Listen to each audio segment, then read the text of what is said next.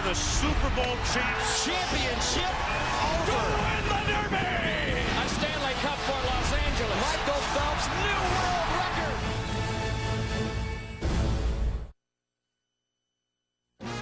New Orleans knows all about traditions, celebrations, and football. Today it once again honors the Bayou Classic. Grambling and Southern fighting for a season-defining victory against their most important rival. But the Bayou is about much more than just football. It's an event highlighted by the halftime Battle of the Bands. A college football tradition with a feel all its own is next.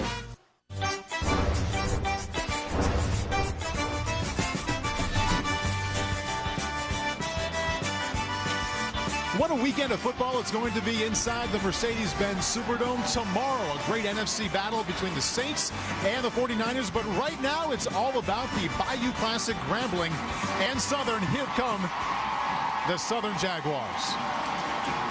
And welcome to the broadcast booth. Thank you for being with us. Alongside Hall of Famer Rod Woodson, I'm Paul Burmeister. Well, the Bayou Classic started back in 1974 with a Williams leading Grambling to a victory. That was Doug Williams, and he went on to go 4-0 against Southern as Grambling's starting quarterback. He is now Grambling's head coach, and today he looks to guide his Tigers to a 5th consecutive victory against Southern. And oh, by the way, Rod, there happens to be another Williams at quarterback for Grambling. Yeah, DJ Williams, and DJ Williams, his son, he wanted to follow in his father's footsteps even when he was a young kid. First, he chose to play quarterback, which he understands the position, and then he chose over Western Carolina to come here to Grambling to play for at the position, yes, but to play for a father who is 35-5 record, the best quarterback ever to play at Grambling State. Yeah, the best quarterback story on this day is on the Grambling sideline. However, Rod, the best quarterback, according to what we've seen the last 10 games in this game today, is for Southern. Yeah, Dre Joseph has had a solid year for Southern so far. Over 2,200 yards, 20 touchdowns, 7 interceptions. And he knows one thing. For them to get off the 4-game slide into Bayou Classic for the losses, he has to play well. He needs to throw the ball down the field to his big playmaker receivers, get the ball out of hands, but not turn the ball over for Southern. Bayou Classic was born with an idea from Eddie Robinson back in 1955. They finally played the first one in 1974, and in moments we'll see the 39th edition, Grambling and Southern in the Bayou Classic. It's right after this. The past 2 Super Bowl champions. We are inching closer here inside the Superdome to the 39th Annual Bayou Classic. Before we play football, we welcome in the PA announcer, Ro Brown. And now, to honor America, the veterans of all our armed forces, and the men and women in uniform, would everyone please rise, remove your hats, and join in the singing of our national anthem, performed by 7-time Grammy Award nominee and Louisiana native, Lettucey. Oh, say, can you see by the dawn's early light what so proudly we hail at the twilight's last gleaming, whose broad stripes and bright stars through the perilous fight o'er the ramparts we watched were so gallantly streaming, and the rockets' red glare, the bombs bursting in air, gave proof through the night that our flag was still there. Oh, say does that star-spangled banner yet wave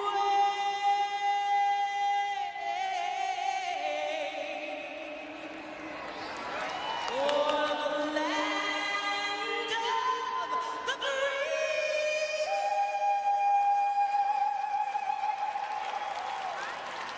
And the home of the brave.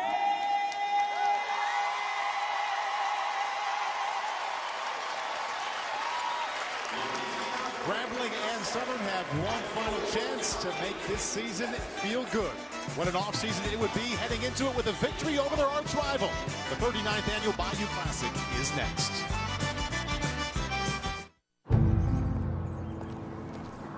It's always been a part of me to fight for those who couldn't fight for themselves.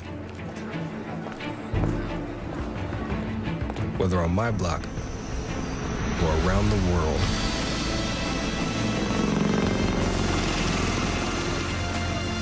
My name is First Lieutenant King, and I move toward the sounds of those who are in need of help. The few, the proud, the Marines. Here come the... Hey, yo, I lost audio. What happened? What? Oh, it better not be. What's going on? It's time to put a stop to this. Yay? The Coors Light Silver Bullet Pint. It's bigger, it's resealable, it's still the coldest. They call me Hollywood. Here come the big show. Get out my booth. Frost brewed Coors Light, the world's most refreshing beer. Welcome back to the Superdome here for the 39th Annual Bayou Classic. Paul Burmeister and Rod Woodson in the booth, and on the field, Lewis Johnson. All right, Paul, thanks very much. Well, a new man led the Jaguars onto the field today. Former defensive coordinator Dawson Odoms will head coach his first Bayou Classic. Stump Mitchell was 16-6 through 2 seasons, struggled this year and was fired, and then Odoms steps in with the interim tag. And his simple philosophy has been this: it starts with discipline. He said if we want to win a championship or accomplish things in life, you've got to have discipline. And some of the early changes: no walking in practice, no helmets off in practice. And players who struggled with those simple or even more difficult challenges did not make the team make the trip like on this weekend. Speaking of today, Odoms telling me just a few moments ago a couple of things that he's looking for. Number one, he wants his guys to play fast in this game. And number two, here's the struggle for everybody: not getting caught up in the emotion. And if Dawson can win this game today for the Jaguars, he's hoping to have that interim tag removed from his title. Paul? All right, Lewis, thank you very much. And talking about, or listening to you, Lewis, talk about Dawson Odoms, Rod, a conversation we had leading into this game. I know you really appreciated the approach that he is taking here. Resonated well with you. It really did. And when I talked to the kids, all the players for him, they all said one thing: what's the difference between Stump and Odoms? And it was discipline. Discipline, discipline, discipline. We always say players don't want it, but they really want it. They don't want to tell you face value, but really they want to have that discipline, because they know if you're a disciplined team, when you step on the field, you have a better opportunity to win a football game. They may not enjoy it while it's happening. Yeah. Monday through just like your kids. They don't want to clean up the rooms, but they have to. When you win more, everybody appreciates that. Series history, Grambling just ahead. And again, the Tigers have won the last 4 Bayou Classics. Southern won the toss, and they will receive. And Doug Williams, Rod, going to watch an offense that, if you look at the entire season, the Jaguar offense has been a bit disappointing, but just these last 3 or 4 games, they're really finding a nice rhythm, scoring points and playing their best football. And I think the main reason is because Inikwe's back. Sylvester Inikwe, the running back, has allowed them to open up the offense.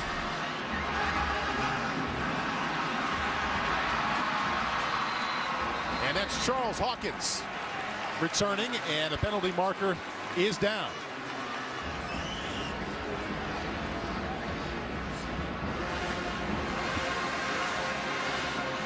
Thank you.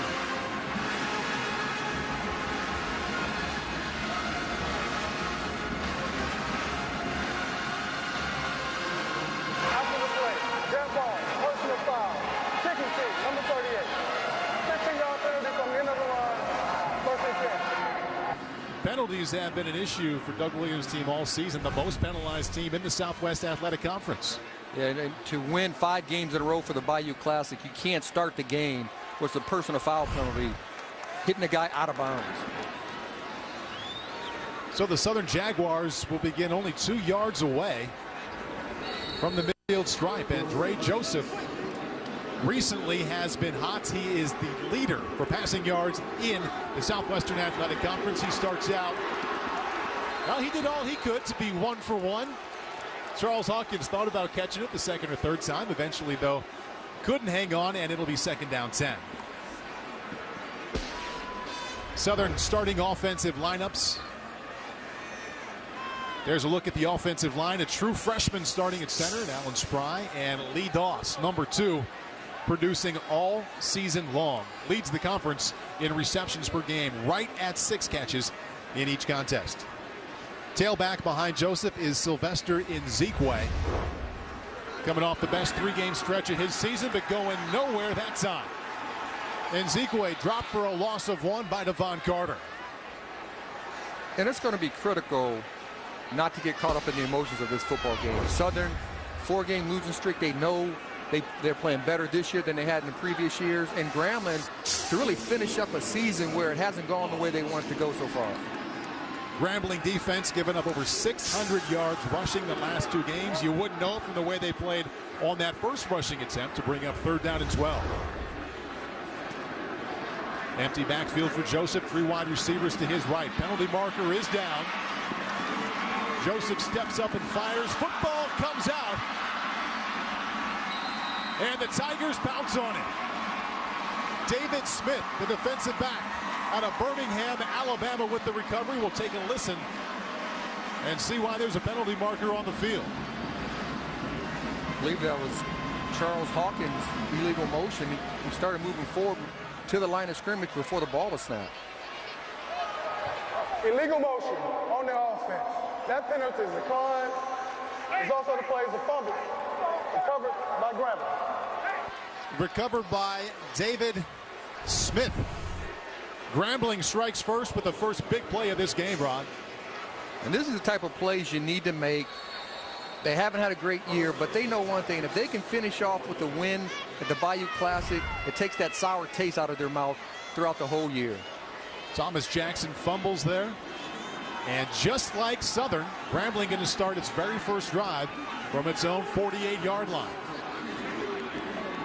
DJ Williams, the quarterback, in an empty backfield. Little planned rollout to his left. Keeps it himself and gets down to the 46-yard line. DJ Williams picks up 6 yards. You watched DJ play last year on tape a little bit. You watched him in warm-ups. What'd you see? He can throw the football. He throws extremely well. He's very confident in throwing the football, and he's very athletic. A lot of people don't give him a lot of credit, but he can get out of the pocket.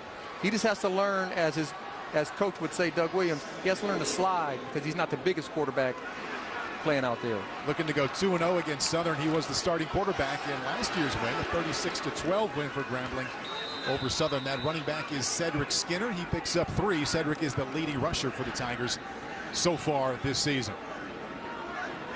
Starting lineups for Doug Williams' Grambling Tigers. The veteran up front is Stanford Banks, the tackle. And the leading rusher for the Tigers, the man we just saw carry the football, is Cedric Skinner. And the top receiver is number 1, Anthony McGee. 3rd down and 1.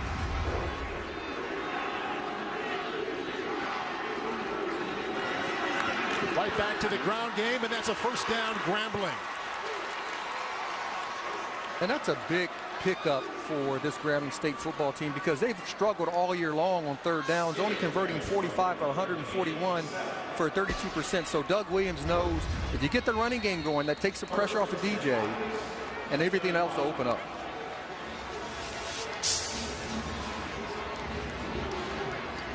First down and 10, Grambling from the 36-yard line.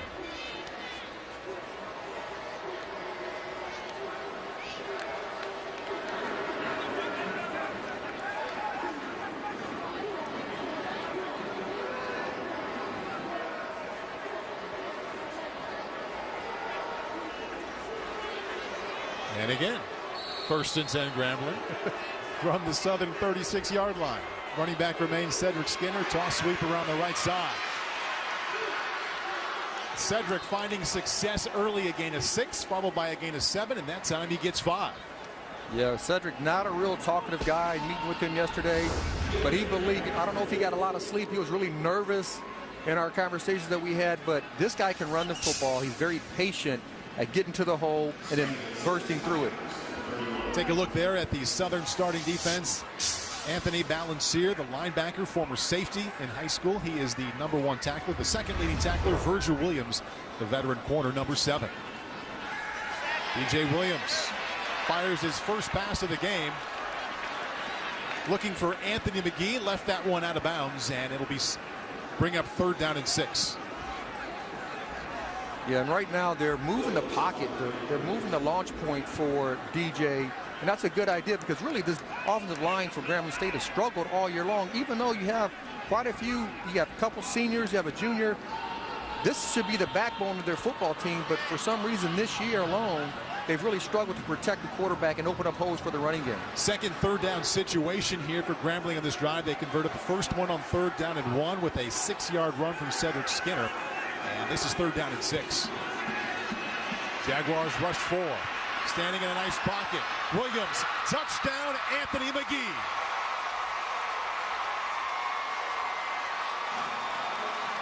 "31 yards, DJ Williams to Anthony McGee, and Grambling leads 6-0. Yeah, the offensive line did a great job of protecting DJ, and McGee ran right by Jamal Martin, the safety for Southern, for a nice touchdown. Nice pitch and catch by Grambling State.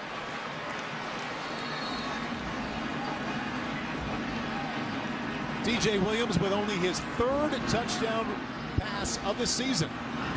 Coming on the very first drive for the Tigers here. Extra point up and in. David Smith recovers a fumble for the Tigers. And DJ Williams fires a touchdown strike to Anthony McGee. 7-0 in the Bayou.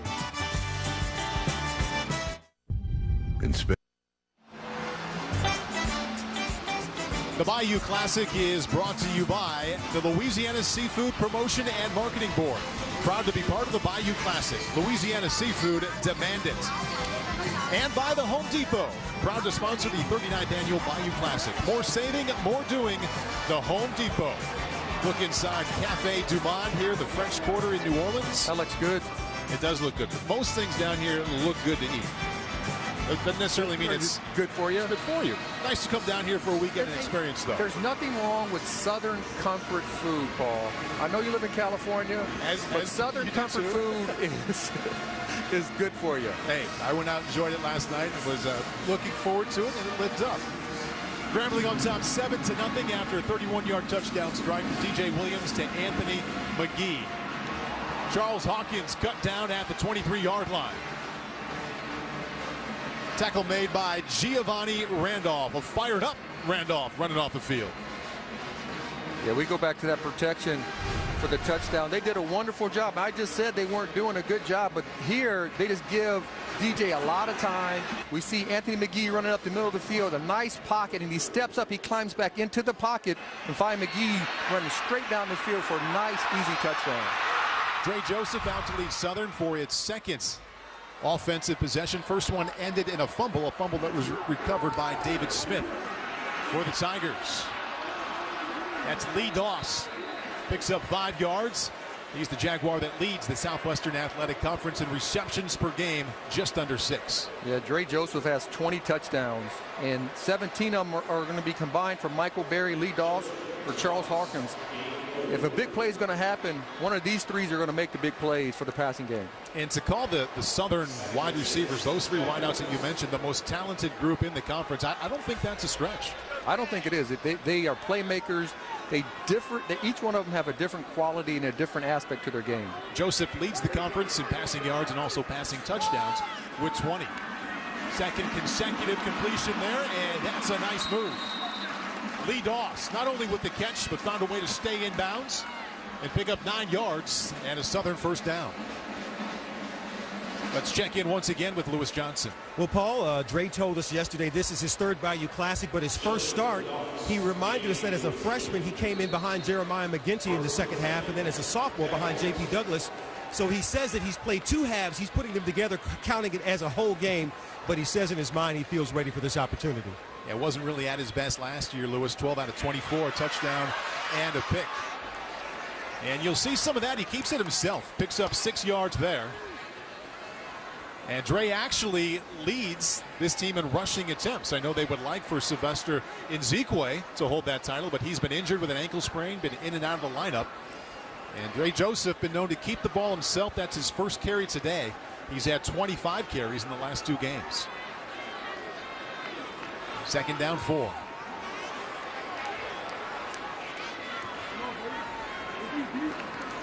Delayed draw to Nzikwe. He was thrown for a loss of 2 on the first possession. That is a loss of 3. Tackle made again behind the line of scrimmage by Devon Carter. Yeah, great job of this Grambling State defense being very aggressive at the line of scrimmage. And right now they're winning the battle at the line. And when you win the battle at the line of scrimmage at any conference, at any level or play, you have a great opportunity to win football games. 3rd down and 8, and I know it's early, and Nzikwe only with 2 carries, but those 2 carries for -6. 2 of his last 3 games, he's gone for over 100 yards rushing. Tigers bring the blitz, come with 5. They get to Joseph and knock the football out. And it looks like for the 2nd possession in a row, Grambling forces a fumble and recovers. Still waiting for the official call. And that call is Grambling football. Yeah, they brought the blitz, and really Dre Joseph tried to do too much. He tried to get out of the pocket, tried to get out of the blitz, and try to throw the ball at the last second. The ball is knocked out. Caused fumble, recovered by Grambling State. 2 big plays, 2 series in a row for Grambling State defense. They have a lot of emotions coming into this game because they don't like the way the season has gone so far. The ball knocked out by linebacker Tyler Griffin. And Devon Carter underneath that pile. He has 2 tackles for loss. Playing a role there in that turnover. And the Grambling defense stepping up huge here in the first quarter. It's 1st down and 10 Grambling offense from the southern 32-yard line. DJ Williams going to keep it himself. Slide to the 28-yard line. He picks up 4. Yeah, that time coverage was great on the southern secondary. Nobody was really open. The offensive line for Grambling did a wonderful job of protecting DJ, and he just did a smart play. Move the ball with your feet, gain 3 yards. You did a wonderful job. Right here, tight coverage. He had nowhere to throw the football. Smart thing to do is to take the ball up forward, get 3 yards with your feet, and live for another down. What a boost the Tiger defense giving to its offense. It's an offense averaging only 17 points per game this season, putting them in a great position here early. To the ground game, to the 25-yard line, Cedric Skinner. That's a gain of 3. And it'll be 3rd down and 3. On that first scoring drive for the Tiger offense, they had 2 3rd down situations and converted both. 1 into a 1st down and the 2nd into a touchdown. And that's how they need to start this game. They need to have that confidence coming out, especially on 3rd downs, because they've really struggled all year long converting those 3rd downs to continue those drives. 3rd down and 3 from the 25-yard line. 3 wide receivers to the left of DJ Williams.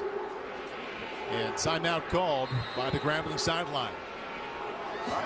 3rd down and 3 yards left, 7:49 left. 7:49 in the first. The Tigers lead by 7.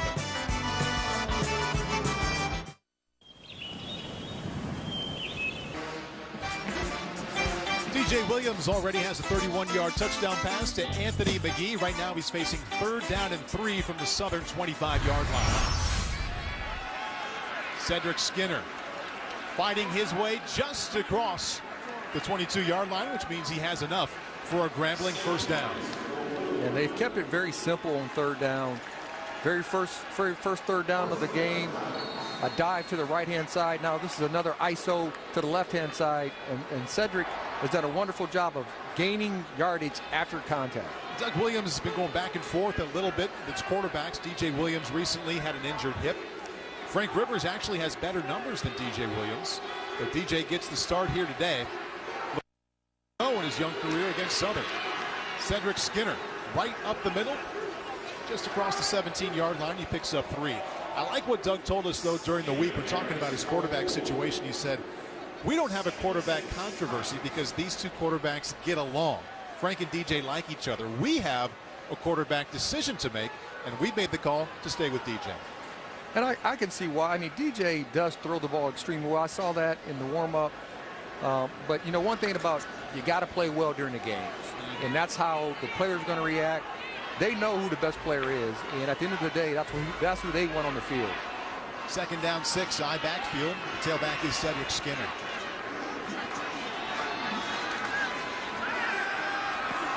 Williams stands up and fires his second touchdown of the afternoon. Musa Mahmood, touchdown Tigers. Yeah, Musa Mahmood on the left-hand side. DJ again threw a nice ball right into the pocket of Musa Mahmood and took advantage of Virgil Williams playing outside shade.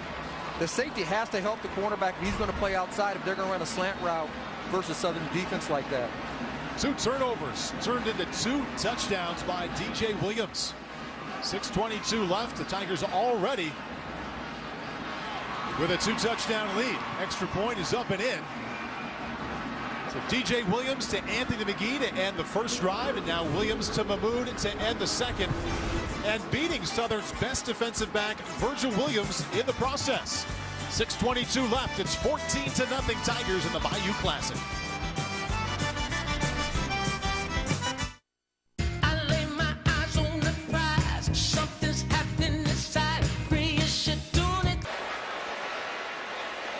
A lot of 14s of relevance here inside the Superdome. Number 14 for Grambling is Musa Mahmood. He just had a touchdown reception from DJ Williams to give his Tigers a 14-0 lead. Southern 2 possessions and 2 fumbles, both recovered by the Tigers. This is Charles Hawkins out to the 30-yard line. 6:14 left in the first quarter here in the 39th Annual Bayou Classic. Doug Williams watching his son DJ Williams get off to a great start. 2 touchdown passes, and Grambling leads by 14. Sunday night is football night. Don't miss America's Game of the Week as the Packers head to New York to take on the Giants on Sunday Night Football. Bob Costas will host Football Night in America live for MetLife only on NBC. Packers, Giants, Eli Manning, Aaron Rodgers, not so bad for a Sunday night. Not so bad for Grambling either. They produced 2 turnovers, scored 2 touchdowns, and lead by 14. Sylvester Nzikwe right up the middle for a Southern gain of 4. Jaguars just need to hang on to the football for a possession. That would be a giant step in the right direction. Yeah, you can't turn the ball over and put your defense on a short field and think you're going to win football games. They got to take care of the football, and really you got to allow your football team, if you don't convert the 3rd down, to punt the ball and play field position. See, Dawson Odoms, he maintained his title as defensive coordinator when he became the interim head coach for that 3rd game of this season. Stump Mitchell let go after the 2nd game. And this is 2nd down 6 for Dre Joseph.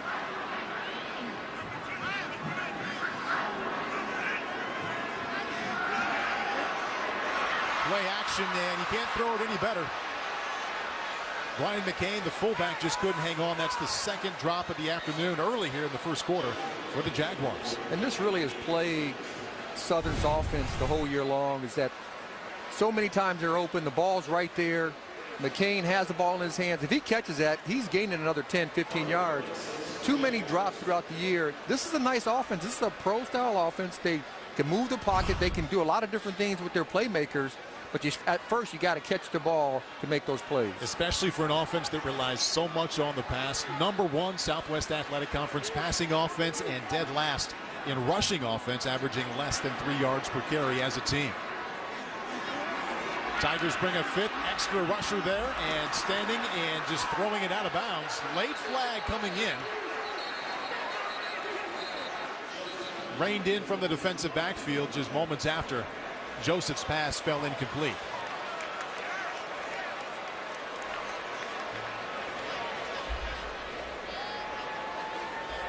Yeah, I don't think Doug Williams liked this call. He came running out on the field screaming at the ref, saying you can't make that call that late, too far away. Holding on the defense. 10. 10-yard penalty from the previous spot. Automatic 1st down. Number 10 is the freshman defensive back from Clinton, Louisiana, Devontae Hogan. Yeah, he gets on him, and yeah, he grabbed the jersey. That is a late flag. Even our former cornerback can't deny, though, that was a bit of a hold, a grab. It was. I know you'd like to deny it. It's tough. Nzikwe Little hesitation, then around the left side into Grambling territory. He picks up 8 yards. You know, watching the film on Southern, you would think Sylvester Ezekwe is a lot bigger. And then when we met yesterday, I'm like, oh, I thought you were like the Nigerian Nightmare. I thought you were that big because he runs so aggressive. No one player is going to bring him down. He runs with the forward lean, and he makes yards after contact. Second down 2. See the numbers there for Ezekwe limited because he suffered a high ankle sprain early in camp. He's been in and out of the lineup. See the arm strength there from Dre Joseph. We also see the elusiveness from number 3 Charles Hawkins, the senior wide receiver from right here in New Orleans, St. Augustine High School. He picks up 2. And you're right, that was a long throw from the left hash all the way to a quick out. That shows that he has a very strong arm. They believe in his arm strength, and those are the type of plays he's been making all year long, but those are the type of plays that these playmakers have to catch the ball for him. Dre's dad could throw a ball a little bit as well, too. Played baseball for Grambling, actually. Was friends with Doug Williams. The two were in school together back in the early to mid-70s. First down and 10. Penalty marker. False start, offense, 3. 5-yard penalty, remains first down.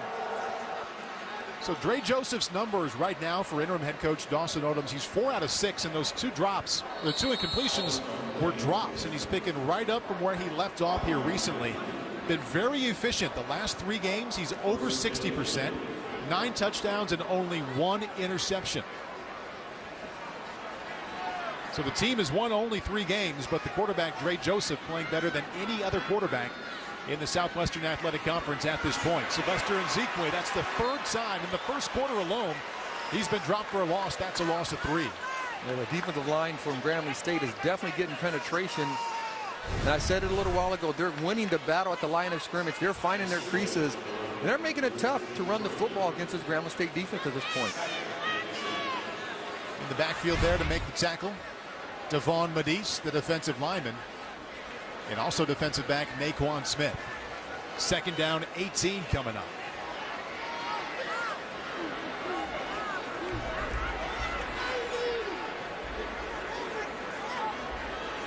Again, Grambling comes with 5.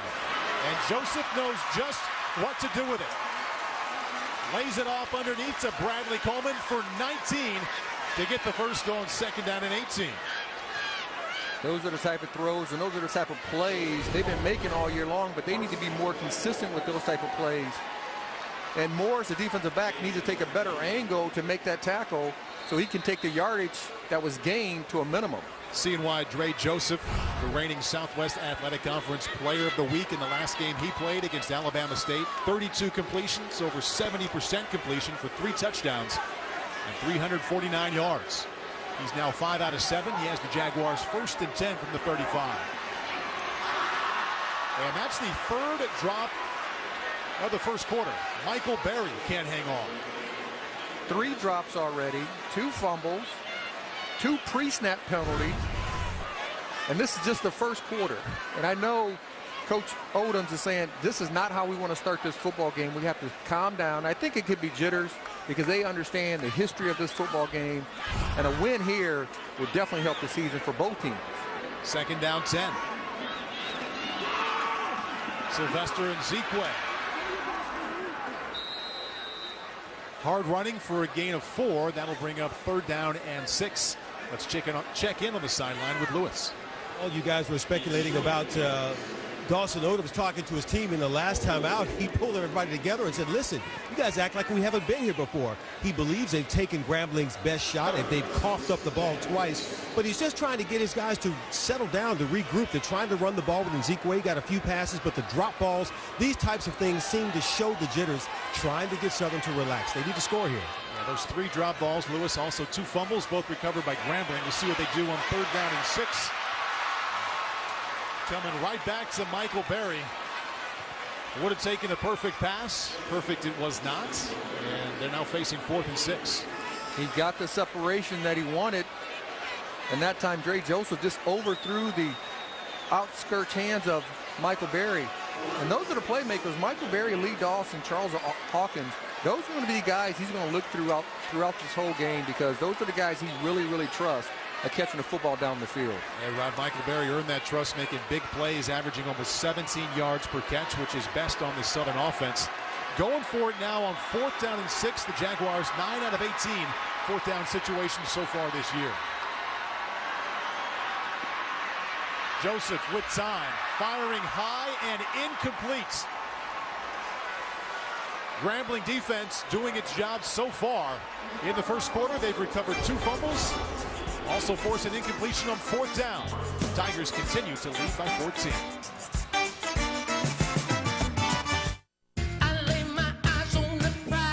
Toyota Green Initiative Tour kicked off in high gear when it took over Winston-Salem State University last September, educating attendees on sustainable living. The tour activated at the center of campus with a service day of community gardening. Guests were educated on the process of recycling Toyota car parts as well as everyday materials. Inside the Louisiana Superdome, Grambling leading Southern 14-0. The Tiger defense recovering 2 fumbles, ending Southern's first 2 possessions. And DJ Williams has 2 completions, both going for touchdowns. Williams has that ball knocked into the air, and Southern had an excellent chance at an interception. An opportunity that Jonathan Mack would like to have back. So that's 3 drops now. Actually 4. Well, it's 4. That's right. 3 from the receivers and 1 by the DB. Those are the type of plays, you look at it coming in, you said, oh, I got an interception. And then it hits you in the wrong spot in your hands.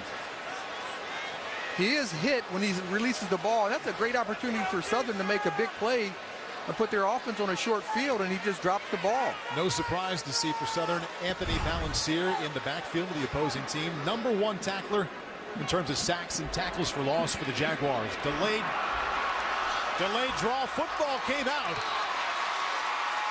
Jaguars pounce on it. We also have a late penalty marker coming in. Southern has possession. We'll check and see about the penalty flag.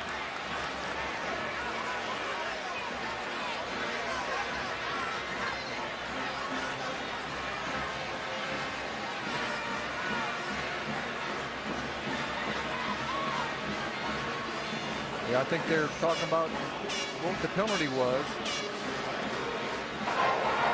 Illegal block on the offense, number 81. That penalty is declined. Is also the play fumble recovered by Southern. The Southern paying Grambling back. It was the Jaguars with 2 fumbles recovered earlier. Now they have one themselves. Yeah, big plays is the name of the game so far in the first quarter. 2 fumbles by Southern and now 1 by Grambling. And Southern's offense on a short field. See if they can take advantage of this position just like Grambling State offense did. Forcing the fumble for Southern with the big hit in the backfield. That was Corey Roy, a linebacker, transferred from Eastern Arizona. First down and 10 for Southern now, and Dre Joseph going right back to work. Had it open, Charles Hawkins, but missed him badly. It'll be 2nd down 10. Yeah, his last 3 passes have been high and outside. He has to calm down. He has to set his feet. He has to follow through. When the ball's released high and it sails, he's letting the ball go too early. So the number 1 passing offense in the Southwestern Athletic Conference, for different reasons, having a hard time getting going here. Dre Joseph under 50%. He's had 3 drops. He's misfired on his last 2 attempts. And going right back to the air, coming underneath to Lee Doss, his leading receiver. And that is only a gain of 1. Nice job by Tyree Hollins on him quickly and also making the tackle. And that's what you need to do for the defense for Grambling State. You have to be able to tackle in space. You know these guys can make plays. You know they've done it all year long. And when the ball's caught right here by Lee Doss, coming in and making that type of tackle for Hollins for the Grambling State defense is critical. Lee Doss already with 3 catches, but only going for 14 total yards. Southern right now 0 for 3 3rd down situations. Both of their fumbles recovered by Grambling happened on 3rd down. Joseph flushed out to his right. And that's the 4th drop. Lee Doss drops that one. You got a drop and a penalty in the backfield.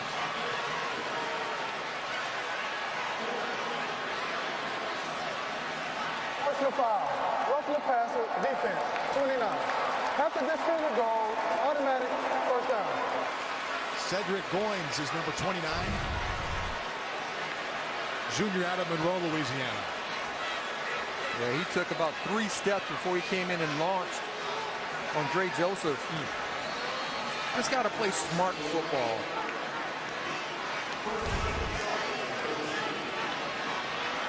So the drop by Lee Doss negated by the personal foul call. The late hit on Dre Joseph, and it's first down and 10 on the 13-yard line. Play action. Joseph out of the backfield. Touchdown, Southern. Jerry Joseph.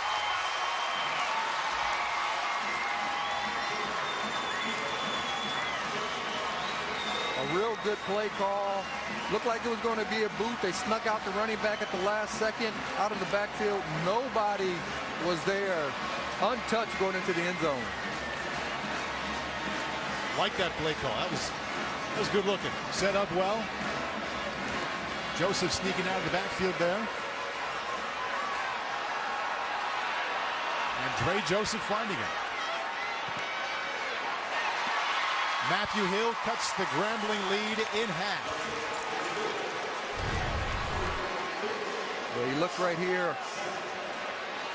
A little play pass. They snuck out the running back, Jerry Joseph, and whoever had the responsibility of taking him just lost their eyes.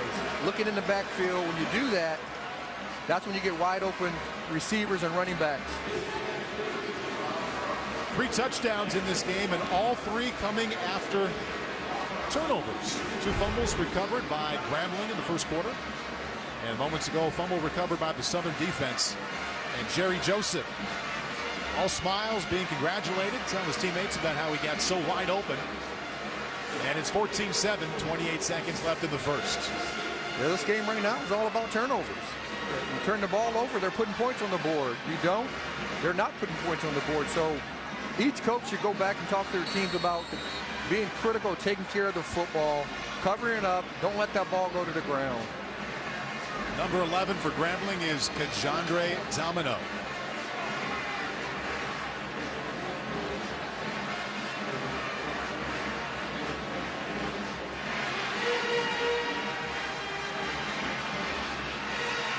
From his own 15. Nice job by the Southern special teams. A little extracurricular activity here after the tackle made. Get that one separated. Get back to playing football here in the Superdome.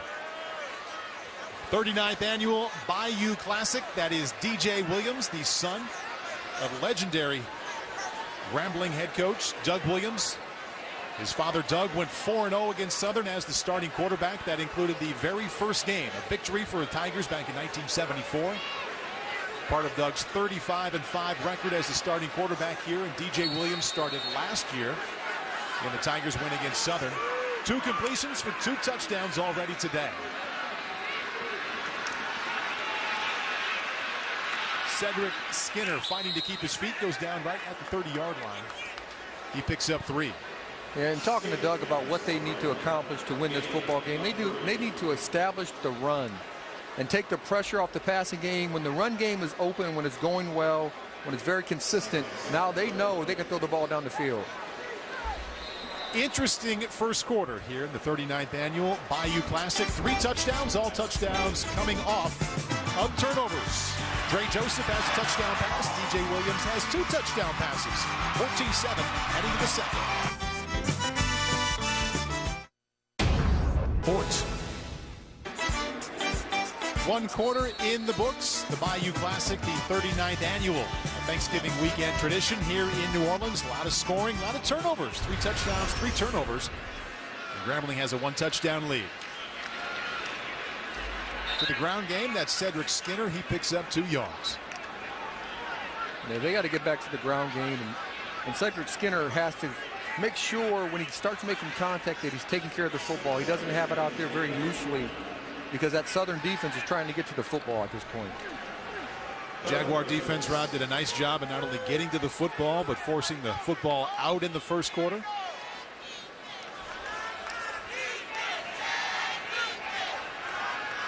Third down and 6 coming up here for DJ Williams. 2 completions, both for touchdowns so far. Has a hard time receiving that shotgun snap. Regains composure, but then goes down.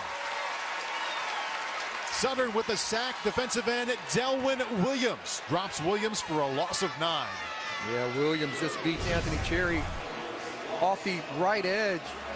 The ball's fumbled, but it's tough as your offensive lineman to stay in front of a defensive lineman moving around. He can see the quarterback, and you cannot as an offensive lineman. They need to keep that protection for DJ so he can keep looking down the field. Fabian Carter back to punt for Grambling. Virgil Williams, junior corner, back to receive.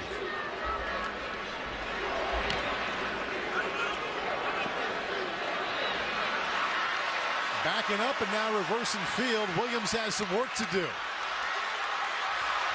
Almost let go of the football. 47-yard punts and a 5-yard return. We do have a penalty marker on the play.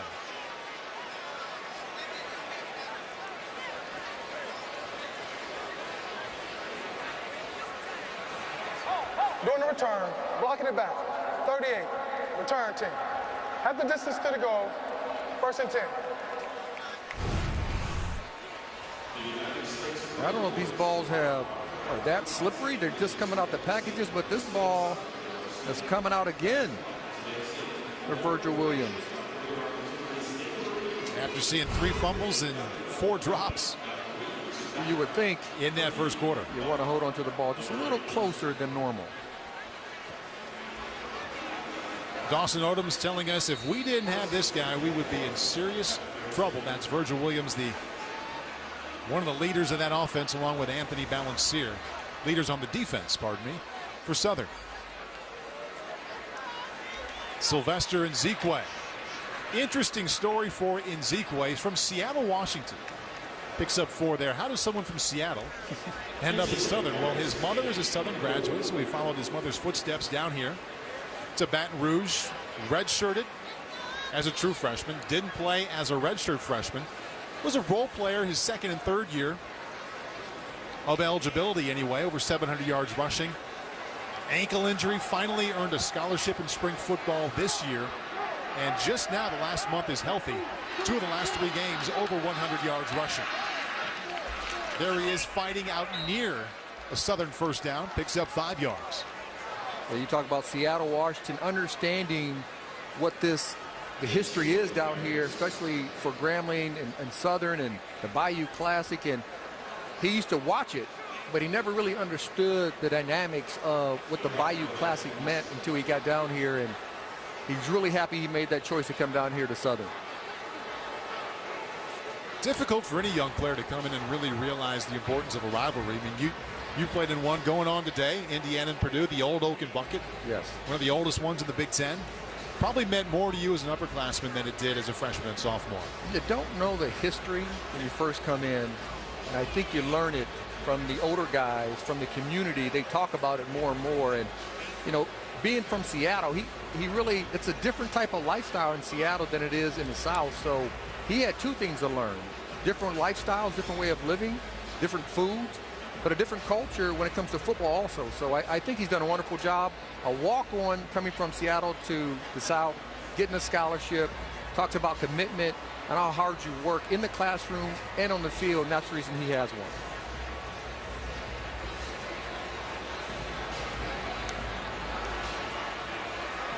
Third down and 1 coming up here for the Southern offense.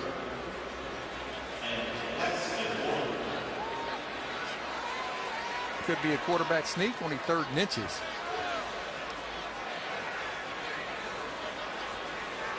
And Grambling State is putting quite a few bodies right in the box there, right over top of the center. Dre Joseph keeps it himself and easily picks up a Southern first down.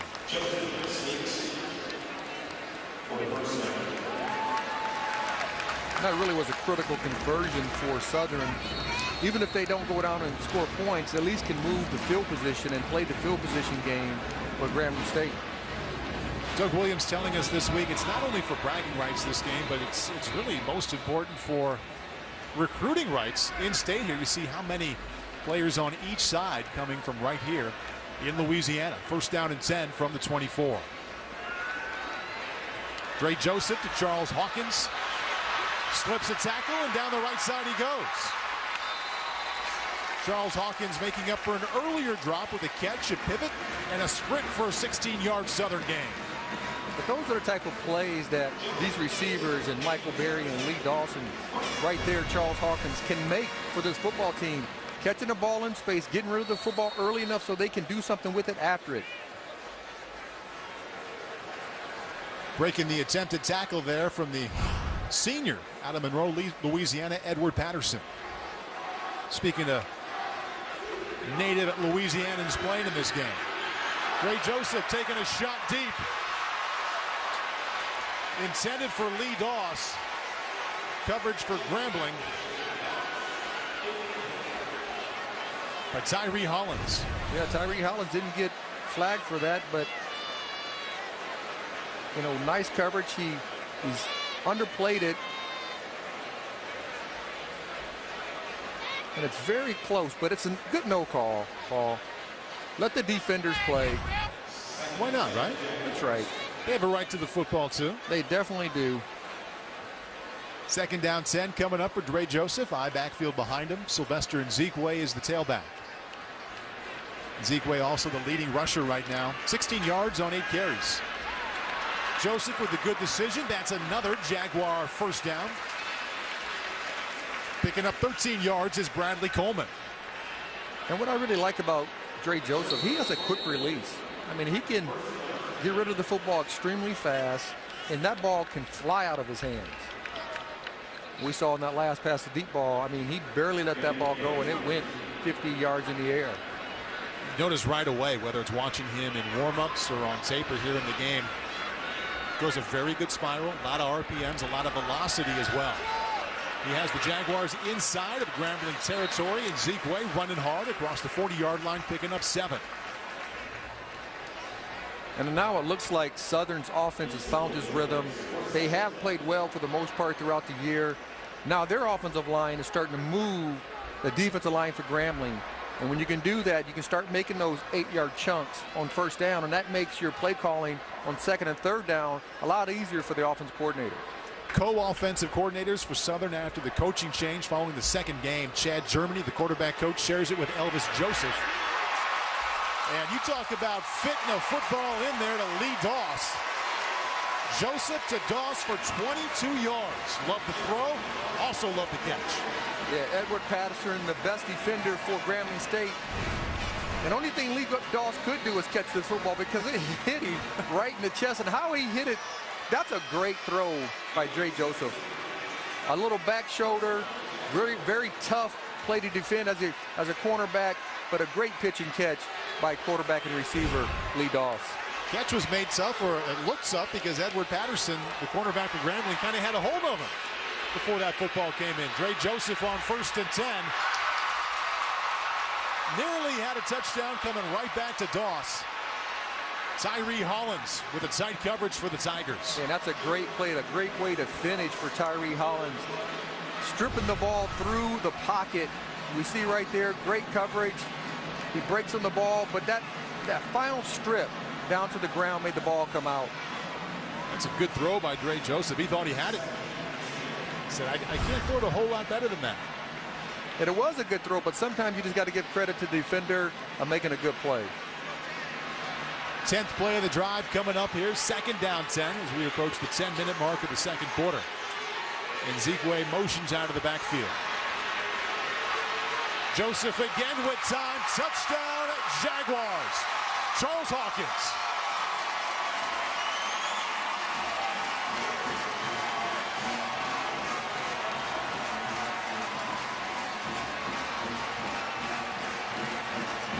Another good pitch and catch by Dre Joseph to Charles Hawkins.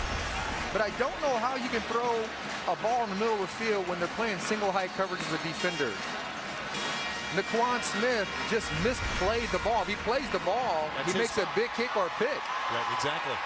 Not supposed to happen that way. It doesn't supposed to happen. Not that easy when you have a high safety sitting right there in the middle of the field. A little late, but Southern now has 11 players on the field, and they also have a 10-play, 87-yard drive that ends in a touchdown.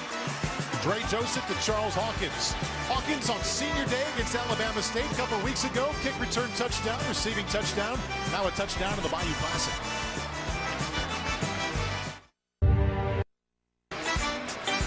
The Bayou Classic is brought to you by Toyota.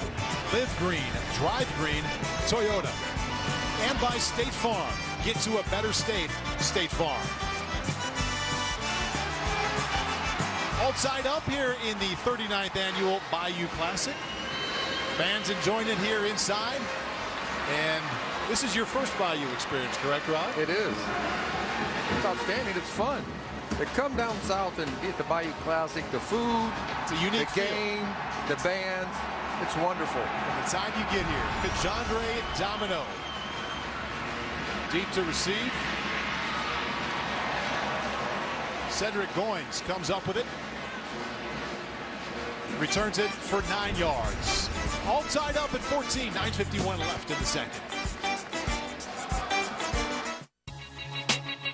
Here come the... Hey, yo, I lost audio. What happened? What? Oh, it better not be. What's going on? It's time to put a stop to this.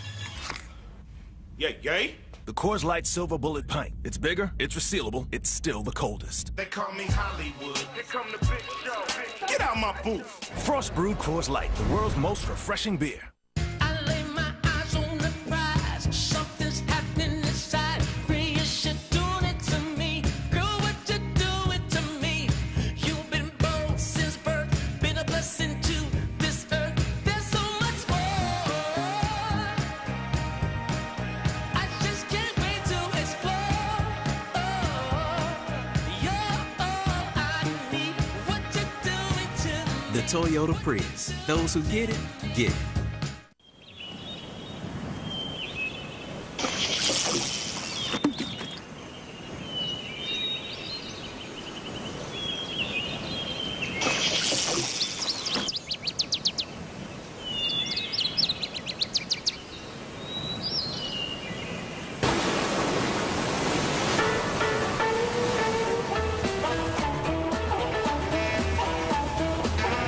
Come to Louisiana and pick your passion. Deception begins Monday, January 7th, here on NBC. The Winter Dew Tour is back. The Winter Dew Tour returns this December on the NBC Sports Network and NBC. DJ Williams has 2 touchdown passes for Grambling, and Dre Joseph a pair of touchdown tosses for Southern. And we have a tie ball game here. 9:51 left in the second in the 39th Annual Bayou Classic. New tailback behind Williams is Juwan Martin, number 24.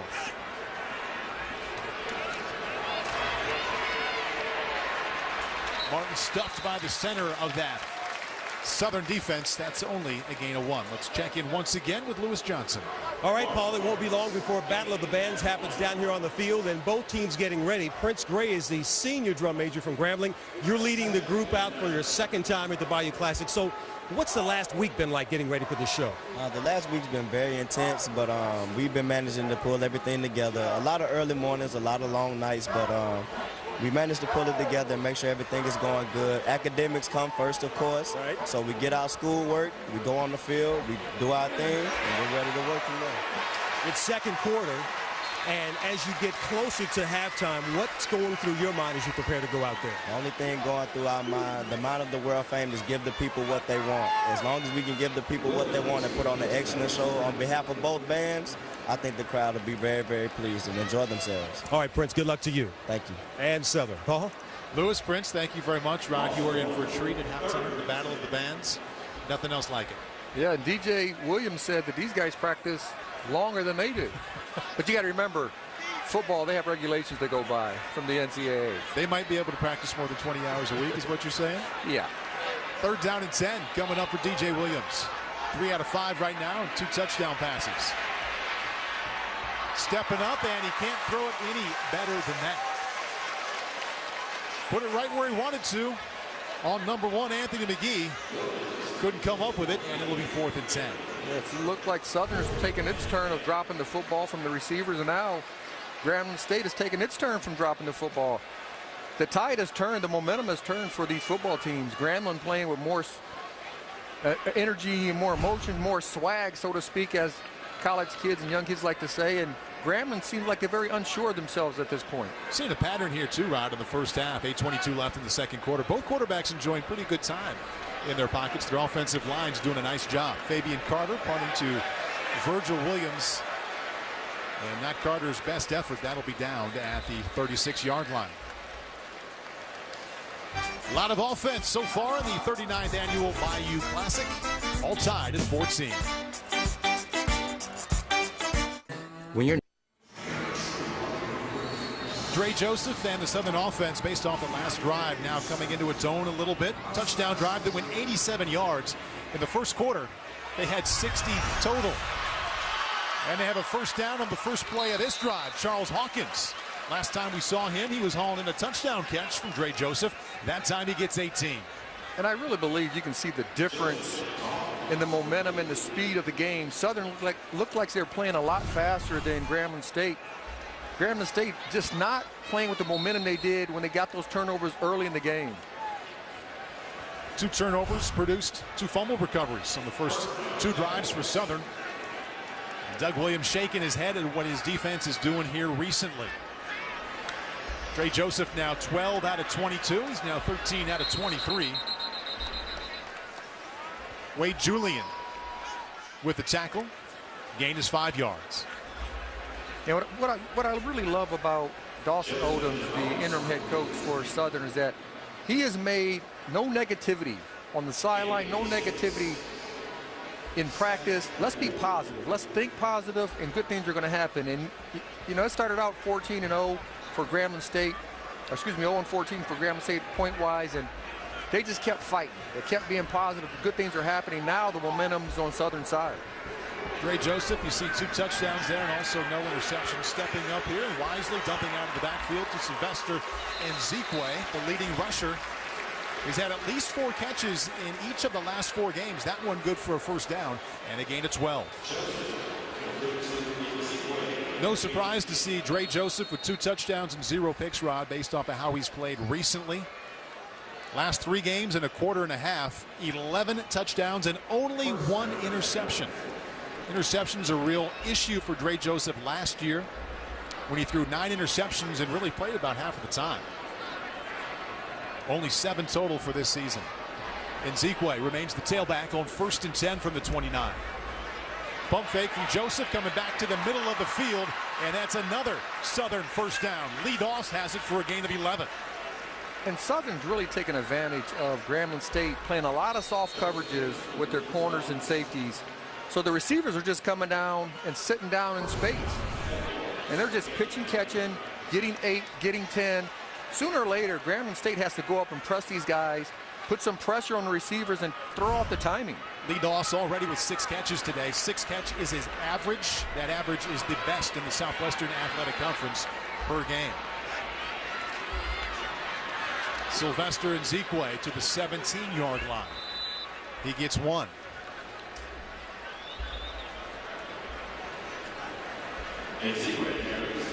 So Dre Joseph goes from a promising, we're watching Sylvester and Zekwe here go up the middle. But this is an offense led by the pass, #1 passing offense in the conference, and Dre Joseph, Roddy, was promising his freshman year. I think he was frustrating his sophomore year with all the turnovers, and now finally playing efficient, taking care of the football, completing a high percentage of passes, and also showing a lot of talent. Standing in and firing here, and that's a non-conventional touchdown for Charles Hawkins.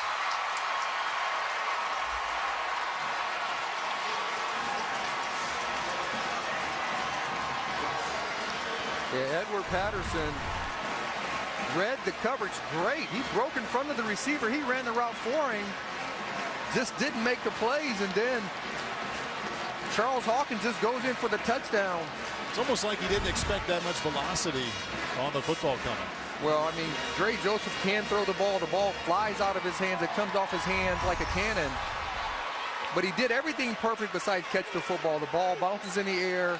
Charles Hawkins right there for the touchdown for Southern.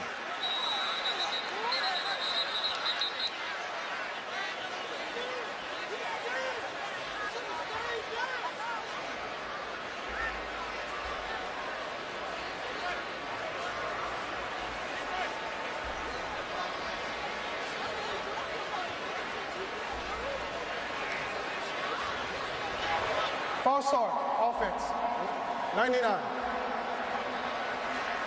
5-yard penalty, replay, try.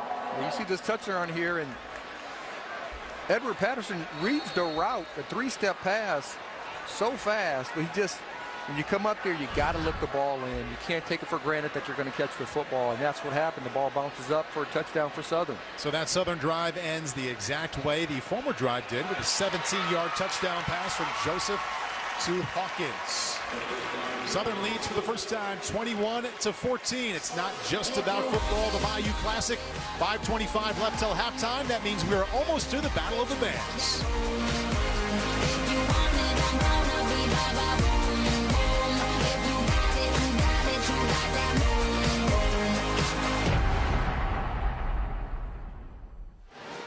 Single Christians, good news. ChristianMingle.com has nearly 7 million registered members, more than 2 million new members in the past year alone. Every day, members send more than 100,000 messages. I sent one of those messages and met my beautiful wife. That's good news. Join today and find God's match for you. Sometimes we wait for God to make the next move when God is saying it's your time to act. The next move is yours. Joining is easy and free. Join ChristianMingle.com today.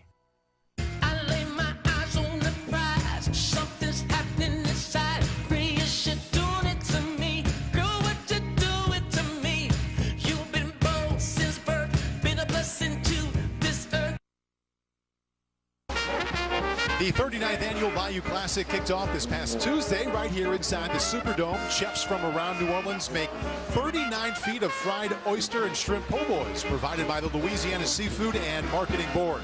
The Louisiana seafood industry encourages consumers to buy domestic. This po' boy was called the Peacemaker because it has the best of both worlds with both types of seafood.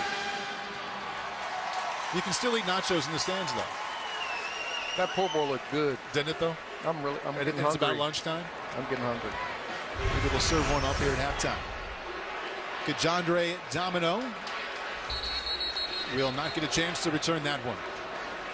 Well, the Bayou Classic began with an idea, a thought from Eddie Robinson, the late Eddie Robinson, after he played in a game where his Grambling Tigers played Florida A&M in 1955 at the Orange Bowl in front of 48,000. He said, I want that kind of atmosphere for my team at home. He proposed the Sugar Cup Classic to involve Grambling at Tulane Stadium, but the Sugar Bowl committee said, no, that's not happening. Finally, in 1973, he convinced Southern that the annual season-ending game should be played in Shreveport at a 41,000-seat stadium. They did it once. The stadium wasn't big enough. 1974, they moved it here to New Orleans, and it's been here since, with the exception of the seasons in Houston because of Hurricane Katrina.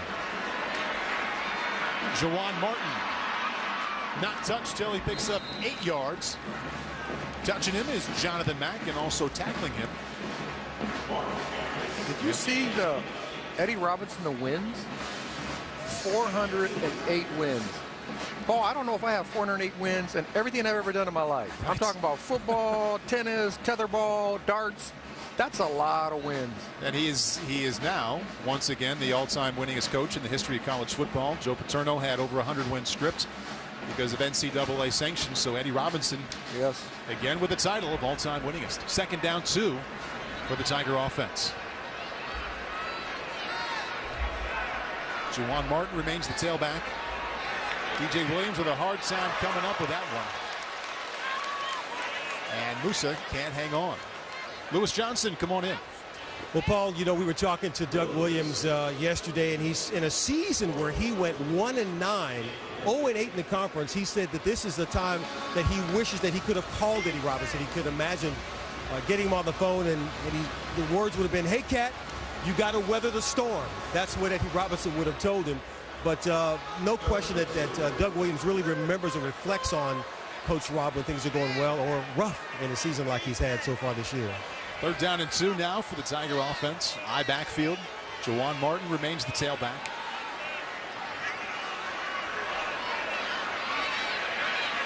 And that Southern defense there to stack Martin up well before he got back to the line of scrimmage. That's a loss of 2.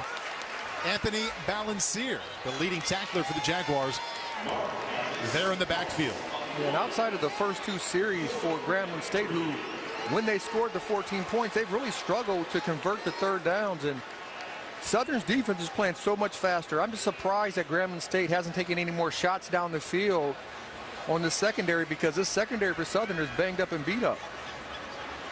Doug Williams not happy with Jawan Martin on the sideline. Remember this week he told us that he thinks he doesn't run the ball inside nearly as well as he runs it outside, maybe wanting him to stick it up in there a little more, but wasn't much room as the Jaguar defense was there as soon as he got his hands on the ball. Virgil Williams will not get his hands on that one, takes a Tiger bounce to the 21-yard line. 47-yard punts and no return. Dre Joseph going to jog back out on the field already with 3 touchdown passes, and his Jaguars leading by 7.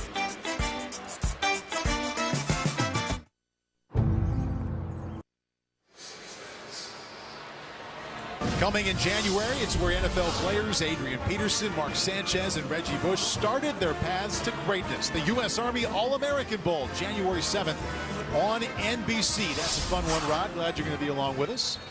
It will be enjoyable. It is, I promise you. Yeah. It's a good one. Lots of young talent.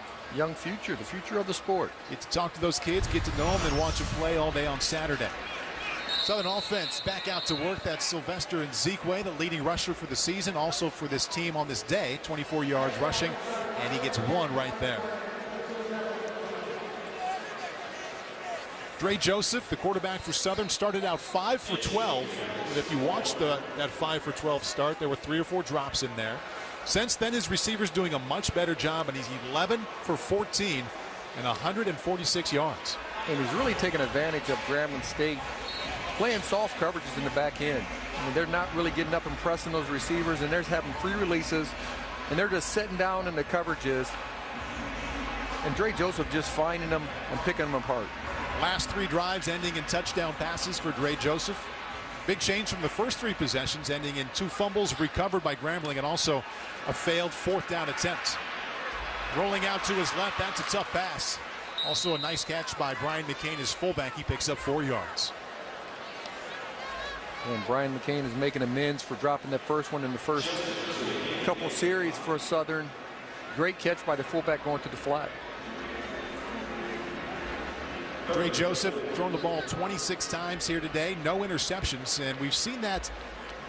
It's kind of a snapshot of what we've seen from him recently. You go back to the beginning of the season, he threw 3 interceptions in the first 2 games. He's only had 4 in the 8.5 since. He also has 6 consecutive completions right now. Actually 17 out of 27.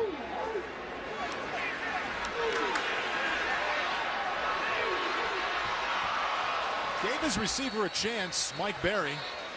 Penalty marker is down after the incomplete pass.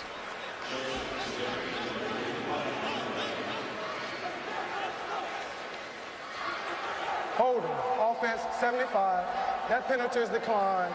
4th down. 4th down and 4. Little over 2 minutes remaining in the first half. Yeah, they're moving the pocket, the launch point. You see right there where Anthony Mosley just reaches out and grabs the defender. The ref is definitely going to see that every single time that happens. Now, Anthony Mosley was a defensive lineman. They just moved him this fall to offensive line, so he's still learning how to play the right side tackle. First time we've seen a Southern punt today.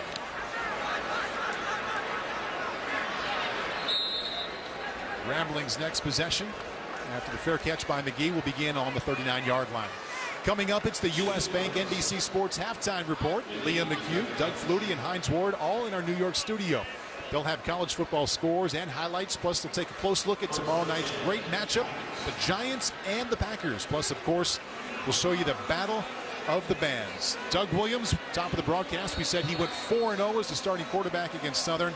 Think about all he is on this day, Rob. He's a Grambling graduate, son of 2 Grambling graduates, father of the starting quarterback. He's the head coach. He's the most prolific quarterback in school history, and also the man who succeeded Eddie Robinson.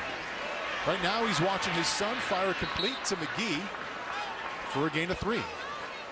And it's really about this offense putting a drive together. I mean, the first 2 drives, 2 touchdowns, 84 yards. The last 4 possessions, -5 yards, 1 fumble, 2 punts. So this offense needs to find a way to move the ball down the field and put some points on the board before the half. It's an offense, Ron, when we talked to Doug during the week, you could really tell he was coveting some big play receivers outside. He thinks he has some good slot receivers, but really missing a #1 big-time target out wide. Almost a pitch and catch, but that one falls incomplete. The intended receiver is Chester Rogers. He did catch the football. And that really was a nice throw right between 2 defenders. Catching the ball on the go. Grambling rushing up to get the play off. 5 to the snap, false start, 75, offense. 5-yard penalty, remain, first down. 75 is Anthony Cherry. Yeah, I think the pre-snap penalties are starting to frustrate Doug Williams on the sideline. Wants these guys to really focus in, because those pre-snap penalties are telling him that these guys aren't really paid in and dialed in to what they're doing right now. The game is Tigers were once winning 14-0. They're now trailing 21-14. DJ Williams, that's a pretty delivery. Complete to Jeremy Hernandez for a gain of 12. And Grambling calls a timeout. This is a pretty ball. DJ Williams throws a very nice catchable football for his playmakers. Doug Williams, I think most people remember him most, Rod, for the second quarter he had the Super Bowl in 1988, 4 touchdown passes against the Denver Broncos, Super Bowl MVP. A friend of mine, Charlie Casserly, was an executive in the front office for the Redskins, and I said, what do you remember most about Doug Williams? He said, well, everybody knows he was a great natural passer. We loved watching him throw the football, but he had tremendous courage, a very tough individual physically and also mentally. Yeah, I mean, his senior year, he was 4th in the Heisman ballot here at Grambling. This guy played tremendous football at both levels. And I know it's frustrating sometimes to see these guys play and be inconsistent, because when you play at a high level, you expect the guys underneath you to play at a high level. Second down 4. DJ Williams flushed out to his right and just flings that one away. And is that, you spent last season coaching defensive backs in the National Football League for the Oakland Raiders. You're a first ballot Hall of Famer, so you played at a high level. Is that something you found as well, that you can't expect every player you're coaching to be the same guy you were? Yeah, the standard of play that maybe Doug had or I had, sometimes the players aren't going to have it. And it is frustrating, but I think with Doug, with younger guys, he has a better chance to influence them in the way they're thinking on the football field. His son DJ Williams right now facing 3rd down and 4 with 29 seconds left. Also facing a 7-point deficit. Nice pocket standing in. And he put it right on Jeremy Hernandez. Worked it into a crowd there. Looked like Hernandez thought he was going to get hit. Whatever the case, it's incomplete. I mean, that was a small window. It was Yes, between 3 defenders, but that was a perfect thrown ball. It hit Jeremy Hernandez right in both hands. And I don't know if he took his eyes off the ball, but that was a catchable ball. It would have been a tough catch, but a catchable ball nonetheless. So 4th down and 4, Grambling 11 out of 26 on 4th down so far this season.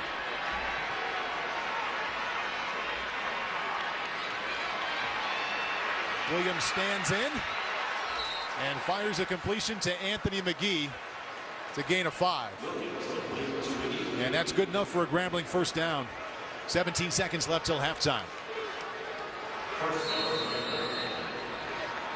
Injured Tiger on the field. Number 77 is Sanford Banks. And you really think about the level of play at Grambling State. over the years. Willie Brown was in Oakland with me. Willie Davis, a Hall of Famer. So many different players coming from here. Southern, Mel Blount is from Southern.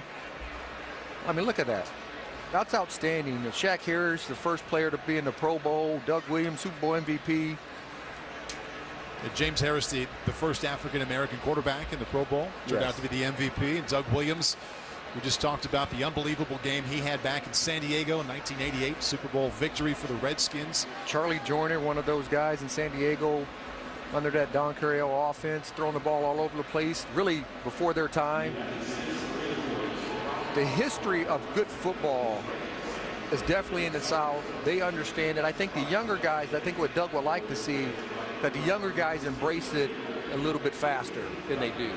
They want them to come in and understand the history of what Grambling State's about in Southern. Because the more you understand the past, the better you can have perspective in the future. And to make the challenge of making all of his players understand, or his core players understand, what this game means to the Grambling community, they're so young. They are so young. He told us this week they only have 19 total juniors and seniors. That's not 19 seniors. That's 19 upperclassmen. And it's tough to win football games when you're so young. Tough to win, tough for them to take in messages like the importance of the Bayou Classic. 39th annual Bayou going on right here. 17 seconds left in the first half. It's a game that saw DJ Williams fire a couple touchdown passes early. Grambling defense produced a couple of turnovers. Tigers led 14-0, but Dre Joseph heating up in the second quarter. 3 touchdown tosses, and Southern leads 21-14. And that's a big injury. Stanford Banks is a senior right tackle. That's a big injury if he cannot come back for Grambling State. Charge timeout right there to Grambling, and the Tigers have no timeouts left. 17 ticks left. DJ Williams to Anthony McGee, almost. Ball's incomplete. Anthony McGee still down in the end zone.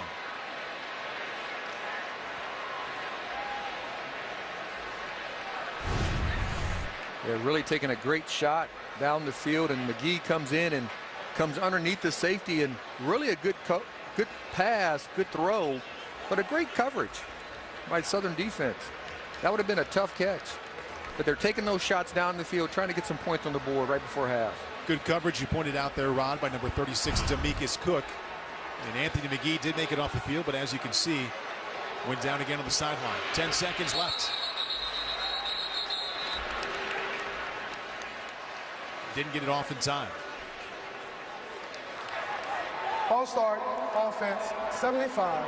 5-yard penalty, remain second down. False start, the 5-yard penalty by Anthony Cherry. But another pre-snap penalty driving Doug Williams crazy on the sideline. Doug's been pretty animated here in the second quarter.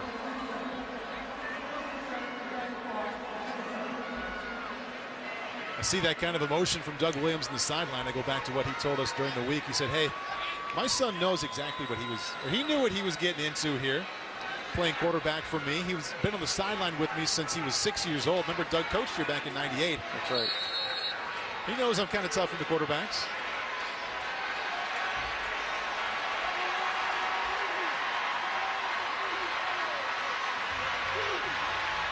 DJ again with a good pocket, and again looking deep, potentially some early contact. Also a nice catch by Jeremy Hernandez. Couple of penalty flags in. And Grambling going to be in business inside the 10.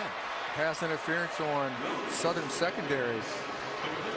Outstanding pass by DJ Williams on a corner route by Hernandez.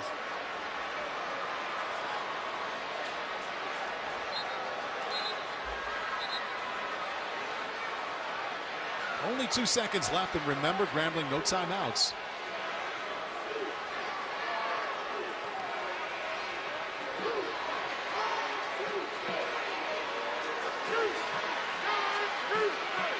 Gonna have to get up and spike that ball right away, because this clock is gonna start. Defensive, pass interference number 22. That penalty decline. The result of the play is a catch with a first down. Well, the Tigers understood the situation in such a hurry to get the play off, and the clock stopped. Well, one ref spotted the ball, and the other ref is still talking. The ruling on the field, defensive pass interference, 22. That penalty is declined. The results over the play was a catch and a first down. The clock will start on the ready for play. I don't know if you can spike the ball with 2 seconds.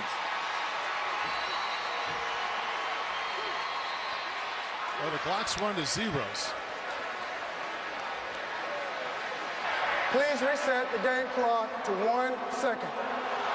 Please reset the game clock to 1 second. That's a good point, though, Rod. That's awfully tight. That's a tight window.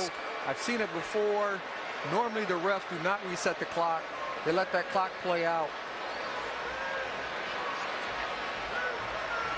You could have caught them off guard with the play that you could have called, come up to line of scrimmage. I know it's not your best play, but they're not. Now they're trying to kick the field goal here. This will be Forrest Wabo attempting the Grambling field goal from 22 yards out.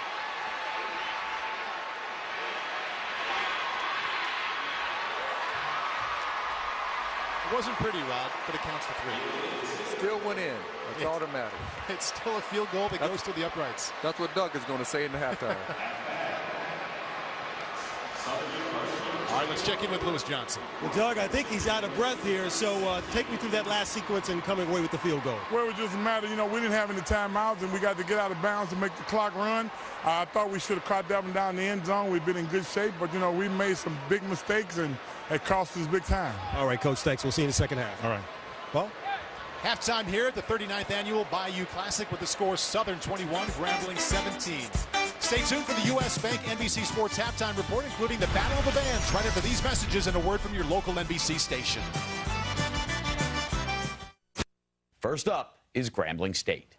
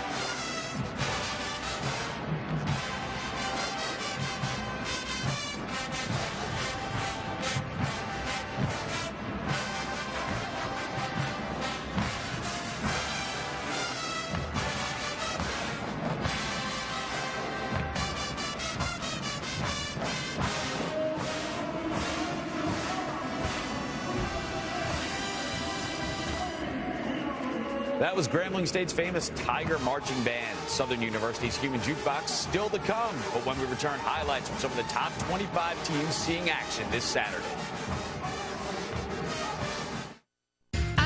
Battle of the Bands continues. Let's take you back down to New Orleans. The band for Southern University, you know them as the Human Jukebox.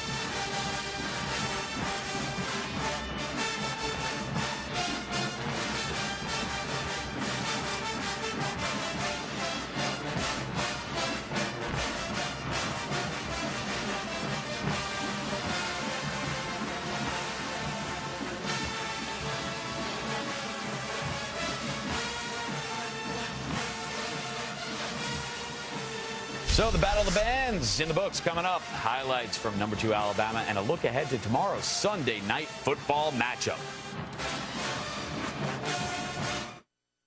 What would you do if there was a child right in front of you, sitting all alone, crying in pain from hunger, near death from sickness?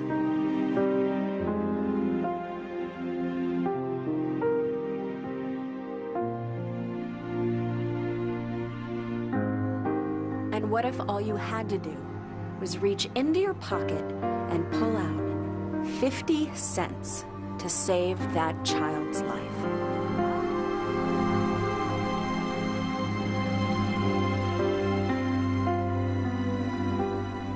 This is that child, and this is that moment. These 2 quarters. It's never been easier to save the life of a child. Go online or call this number and join UNICEF with your $15 monthly gift.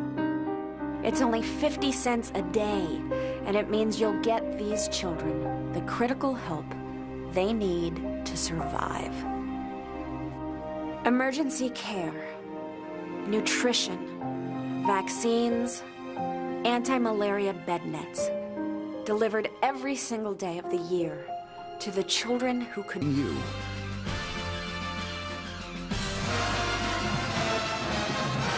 Battle of the Bands, as expected, very entertaining at halftime here, the 39th Annual Bayou Classic Trombone Shorty, a big part of what we just saw here inside the Superdome.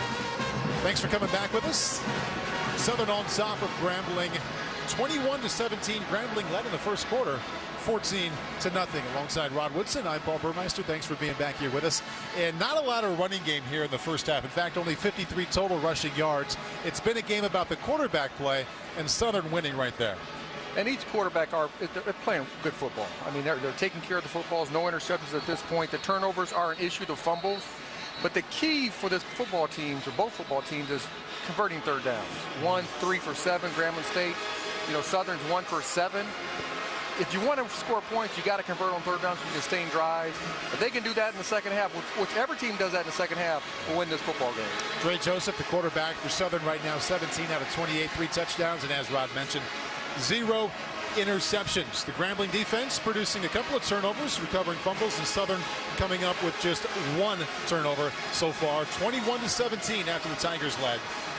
14-0. Let's check in with Lewis Johnson on the sideline. All right, thanks very much. I caught Dawson Odoms coming out of the locker room, and he said those 2 early turnovers were really going back to a lack of discipline, that word that he's really trying to infuse with this team now as he is the head coach. So in this second half, he wants to see them really stay on their mark in terms of discipline offensively and not turn the ball over to give the guys those extra easy points. Defensively wise, he says they want to make sure they keep DJ back in the pocket. They don't want him to become a dual threat and begin to run the ball. So that's really important for them. A couple of quick Grambling injury updates for you. Sanford Banks, the right tackle, who is so important for them. He's got an ankle issue. He may be back, but they're not quite sure on him. And wide receiver Anthony McGee has a right shoulder. Doug Williams telling me that shoulder's bruised, but he still has a chance to come in and make some big plays for him. All right, Lewis, thank you very much. And very important notes, as you mentioned, because McGee is the leading receiver right now for Grambling. 3 catches, 39 yards, and a first quarter touchdown. See if the Grambling offense, Ron, can get going without the help of the defense. Both of those touchdowns in the first quarter came after the Tiger defense gave them the ball in Southern territory.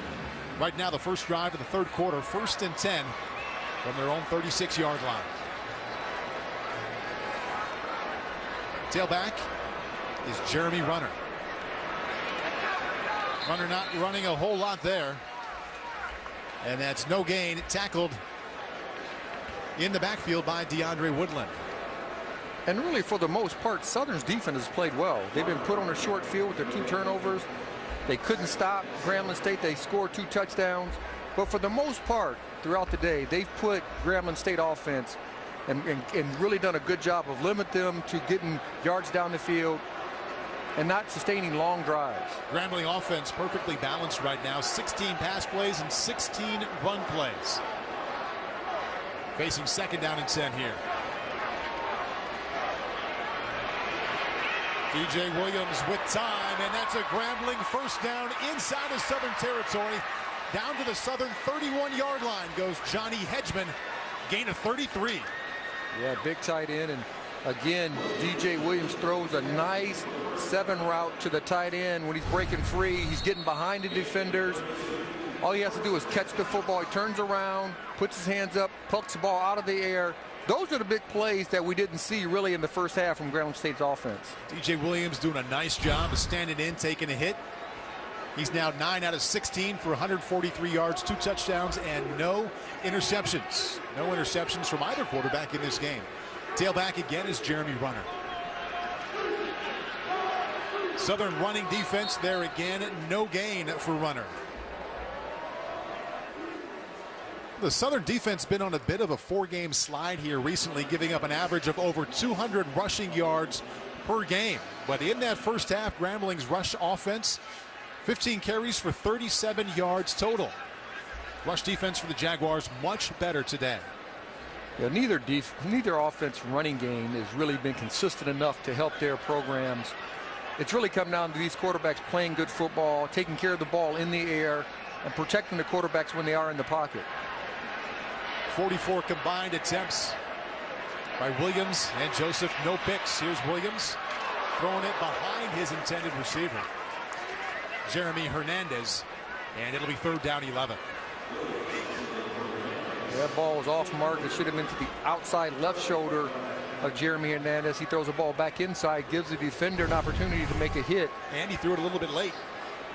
Late and inside is not a good combination for a receiver to catch the football. Good for a corner if you want to see those corners' eyes light up.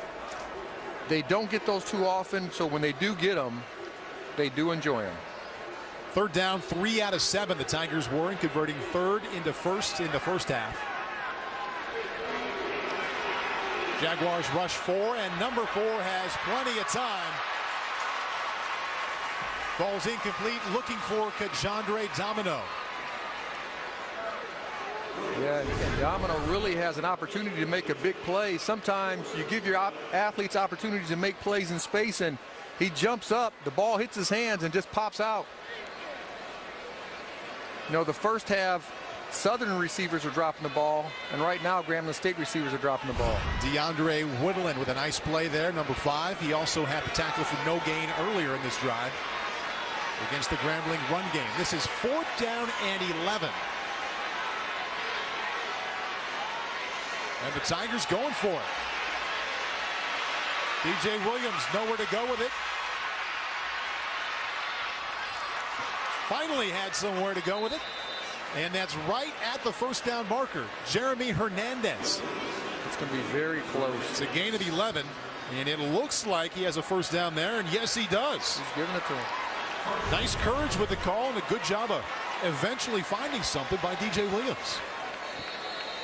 Yeah, and right now, Southern's defense playing these soft zones, so DJ's trying to hit the seams, and this time right here, the receiver gives opportunity to the quarterback when he gets out of the pocket to find a target. Grambling scored 17 total points the last 2 games. They come in with a scoring offense averaging 17 points, and right now stuck on 17. Trailing by 4, 1st down and 10. Hernandez once again, shifty outside, gets to the 20-yard line. Nice job of tackling by the Jaguar defensive backfield as Hernandez gets 2. Tackle made by Levi Jackson. And I think this is a critical drive for Grambling State because really throughout the whole game they haven't sustained any long drives, and to get the momentum back on their sideline they need a long drive and put some points on the board for their football team. Yeah, both the touchdown drives coming from short field produced by the defense, recovering fumbles, and finally a little bit of a drive there at the end of the half that ended in a field goal. But really nothing in between for Doug Williams' Tiger offense. This is 2nd down and 8. Wanted Robert Bailey. He was well covered by Virgil Williams, and it's going to be 3rd down and 8. Yeah, Virgil Williams is one of those athletes that they cannot allow to get hurt. I mean, he's one of those guys that's played corner. He's played safety earlier this year. He's always a backup nickel. Very versatile athlete for Southern defense. Only a junior, so another year left coming up for Virgil Williams.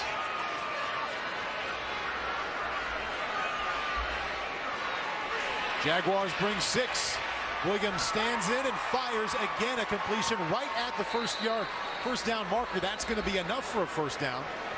Chester Rogers hauls it in for a gain of 11. And we have a penalty, and I think that's going to be roughing the passer on Anthony Ballinger.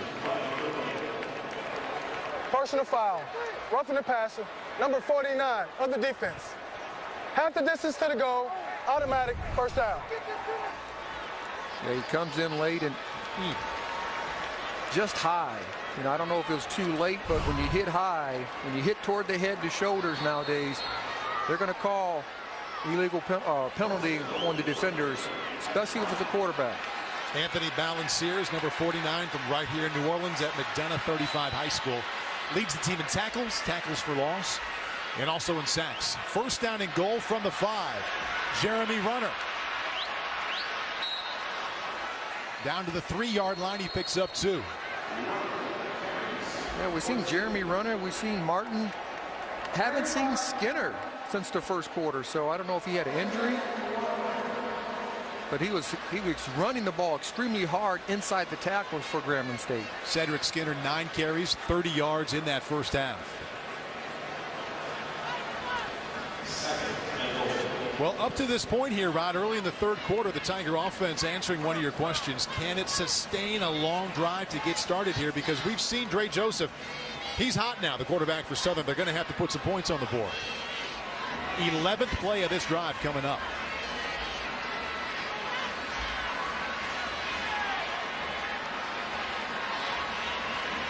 This is Jeremy Runner. Fighting down to the 2-yard line, picks up a couple of yards.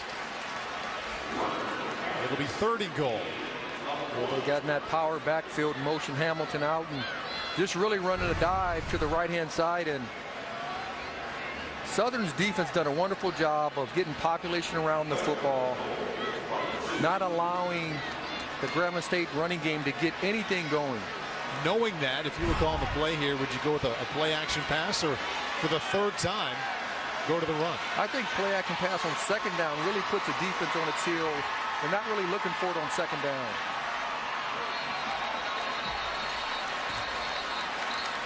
And it looked like it was going to be the same running play. On start, 85, offense.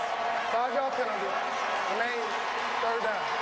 5 yards on Johnny Hedgeman, Rod, so it'll be 3rd and goal from the 7-yard line now. I don't think he can run that play. Now the play action wouldn't really be a surprise. It will not. But this is a critical, I said at the beginning, this is a critical drive for Grambling State. They need to get some points on the board. They need some more momentum. They need some energy on their sideline. If you go to that sideline, you just see the guys kind of down. They need that energy they had at the very beginning of the game. They were on top 14-0, now trailing 21-17. Grambling looking for its 5th consecutive win over Southern here in the Bayou Classic. DJ Williams, well covered by that Southern defense. Number 32, who was all over it, is Jonathan Mack. Musa Mahmoud, the intended receiver for DJ Williams.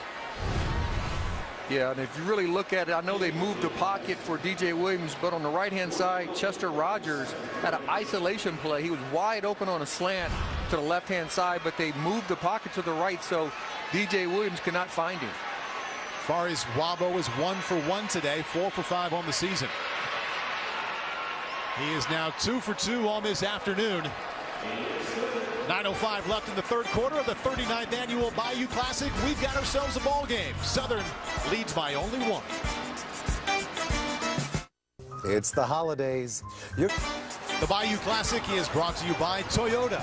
Live green, drive green, Toyota. And by the Home Depot, proud to sponsor the 39th Annual Bayou Classic. More saving, more doing. The Home Depot. Grambling offense on its very first drive of the 2nd half.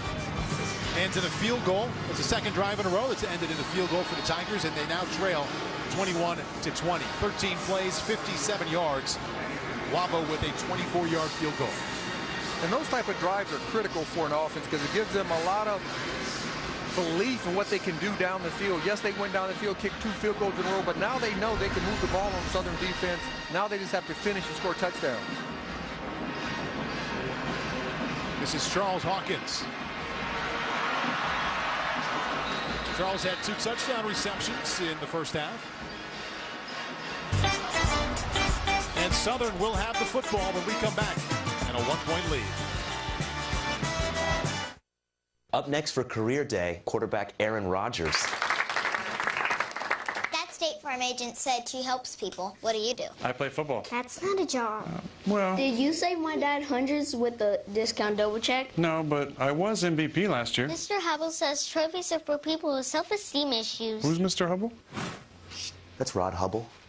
No, it is not. For savings, we're best in class. Hey, Roger! Discount double check! Get to a better state. State Farm. We work hard to meet demands every day. The demands of work, family, all while trying to preserve our culture and heritage. We take pride in bringing delicious Louisiana seafood to your table. And we're committed to continuing that great tradition. It means you can expect superior flavor.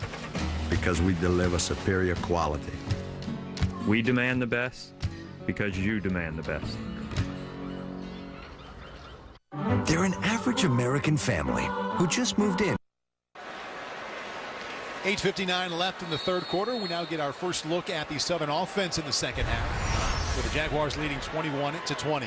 Sylvester Nzikwe is the tailback. He has it off the left side, has a little crease, turns it up, and that's a Jaguar first down. Nzikwe out to the 50-yard line after a gain of 12. Let's check in with Lewis Johnson. Paul, the new head strength and conditioning coach at Southern, overseeing not just football but 12 other sports as well, is Corliss Fingers. Yes, Mrs. Corliss Fingers. She spent 15 years at Maryland working with all the teams, but mainly football, and her husband got a job in Baton Rouge, so she tried the stay-at-home mom thing. That didn't work, said she needed to be out yelling at players, blowing a whistle.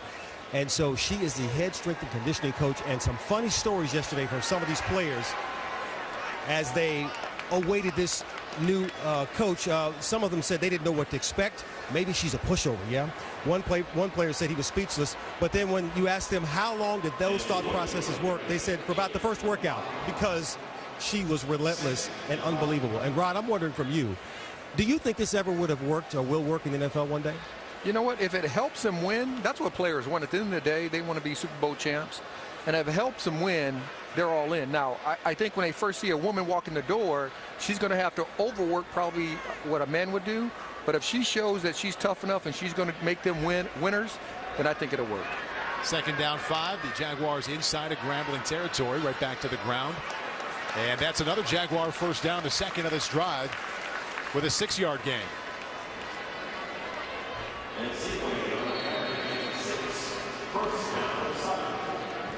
I'm wondering also, Rod, if you ever had a workout like this where you were told to run stadium steps, right?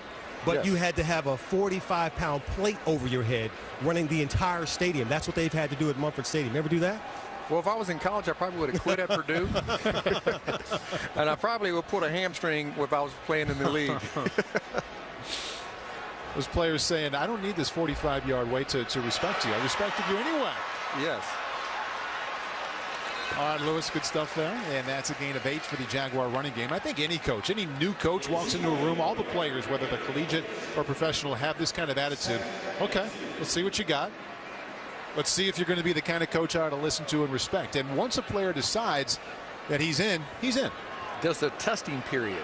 Exactly. You're right. There's a testing period with trainers, coaches, you know, physical, anything that's new to somebody. It's a testing period. And once you show them that you're tough enough or your program works, then it's all good for players. Well, the running game is working this well, and this is Nzikwe again, a drive led by the running game.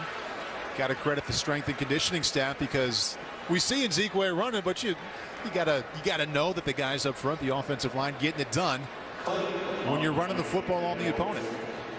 Yeah, and really, right now, you look at both offensive lines. Southern's offensive line, when they're on the field, is moving Grambling State's, and then vice versa. Grambling State's offensive line is moving Southern's offensive line. So right now, the offenses are taking advantage of these defenses, and I don't know if they're fatigued or just not playing as fast as they did at the very beginning of the game. See the Southern offense, after losing fumbles on each of its first 2 drives, coming alive here, scoring touchdowns on 3 of its last 4 possessions. Measurement here.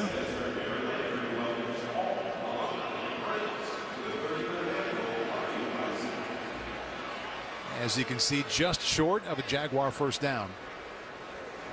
The last time they had this situation, they ran a quarterback sneak with Trey Joseph, got the first down, so don't be surprised if you see that again. Well, in the first half, it was all about the pass as Trey Joseph threw 28 times. Jaguars only ran 14 times, but here on the first possession of half number 2, Sylvester and Ezekwe in the run game, leading the way. Trey Joseph on the quarterback sneak gets just enough, and it'll be 1st and 10 Southern after he picks up 2. Second surge. I mean, he's a big guy. I mean, he's not tall, 6'1", 215. He's a big physical guy. He can make plays like that. He can push the pile, being 215 pounds and strong enough, big enough legs to do that. And he's used to running the ball here, Rob. All you got to do is look at the stats of the Jaguars. He has more carries than every other Jaguar running back. Ran it 25 times in the 2 games prior to this one. Sylvester and Ezekwe, last 4 rushes for 31 yards after getting 25 on 11 in the first half. Trey Joseph, Charles Hawkins. Touchdown, Southern.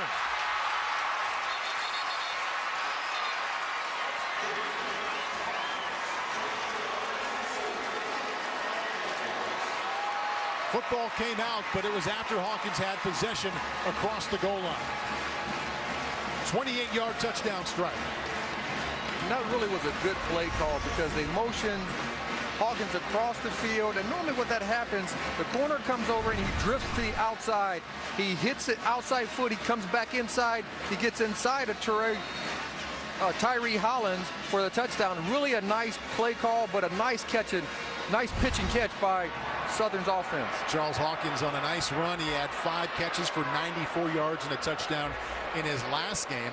Today he has 6 receptions for 99 yards. And the best part of the stat line for Charles Hawkins is number 3 has 3 touchdown receptions. Trey Joseph has 4 touchdown tosses, and the Jaguars have an 8-point lead.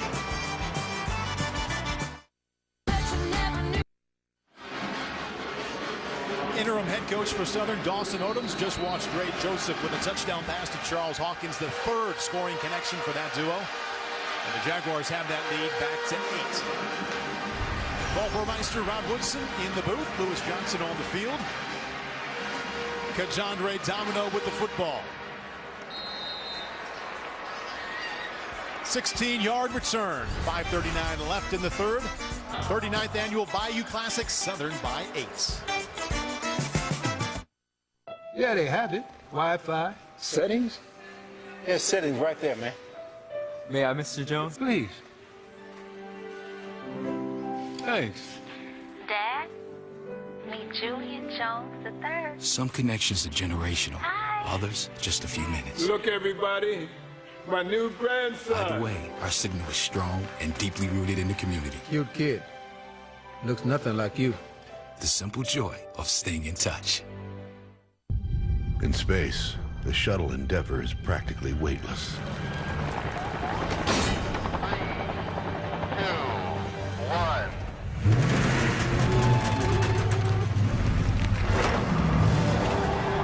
But here on Earth, what a stock Toyota Tundra towed in. That bad boy weighed 292,000 pounds. Toyota, let's go places. Tonight, number 2 Louisville and number 5 Duke collide in the battle for Atlanta's championship. The tournament continues tonight, leading up to the championship on the NBC Sports Network. The Toyota Green Initiative is a collective-based alliance of diverse voices, including eco-conscious national thought leaders, influencers, and celebrities. It provides a platform for students, faculty, and alumni of historically black colleges and universities to learn how to improve their lives and the world around them by taking the promised drive and measuring their carbon footprint and pledging to develop a sustainable lifestyle. Here inside the Louisiana Superdome, 5:39 left in the 3rd quarter. Back and forth affair. Both offenses playing very well. Southern leading by 8. This is DJ Williams. And that is right off of Musa Mahmoud, who had a touchdown reception earlier. Speaking of earlier, in the first half, we saw Sanford Banks leave the game with an injury. Now we see him on crutches and ice on his left foot.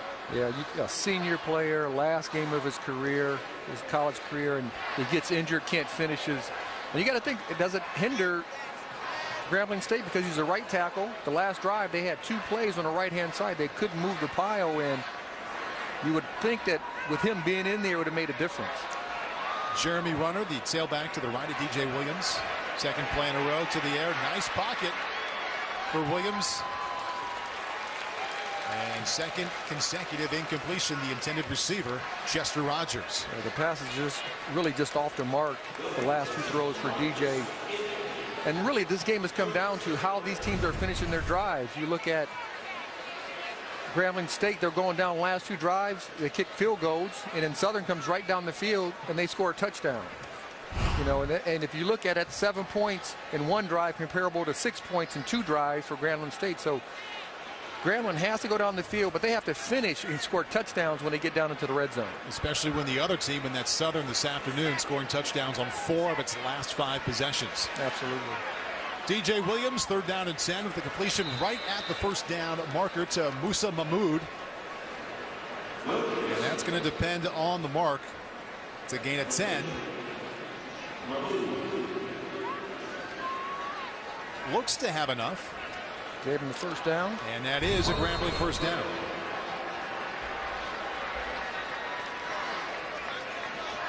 DJ Williams right now right at 50%. 13 out of 26, 176 yards, 2 touchdowns, and no interceptions.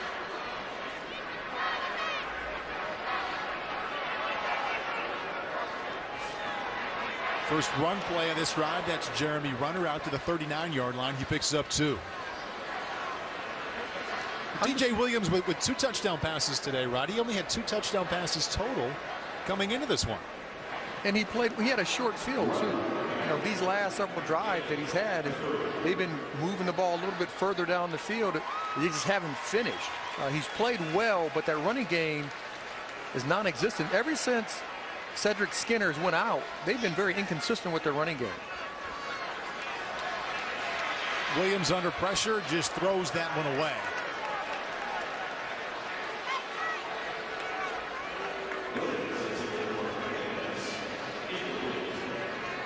Just looking at the 2 offenses, you look at Southern, they look like they're in rhythm. They look like they know what they want to do. It looks like they have a game plan. And then you look at Grambling State, and it seems like they're very unsure how they want to attack Southern's defense at this point. As you mentioned, Rob, the running game not working so well for the Tigers. Only 41 total rushing yards. Now on 2nd down 10. Delayed blitz coming in, and that is a bullet fired by DJ Williams to Mahmood. Good look at the arm strength there for a gain of 17. That really was a great call because you take a flat, your slot receiver runs a flat route, it pulls out the short side defender, and Mahmood comes right behind him for a nice easy catch. Nice curl route, looks it in, and he finds the turf on his own. Doug Williams told us this week you're going to like the way DJ's throwing the ball. It's coming off his hand with velocity and confidence. He's throwing it with a lot more confidence. Now inside his Southern territory on 1st and 10. Setting up the screen. Good call on 1st down to Jeremy Runner. The Tigers get 8. And the first screen of the game for either side. Good call. Anytime your defenses are being aggressive, they're trying to get after the quarterback, slowing them down with the screen game definitely helps. Good call and well set up and a good job. That was really if Anthony Balancier didn't make that tackle, it was going to be 1st down Tigers. Yeah.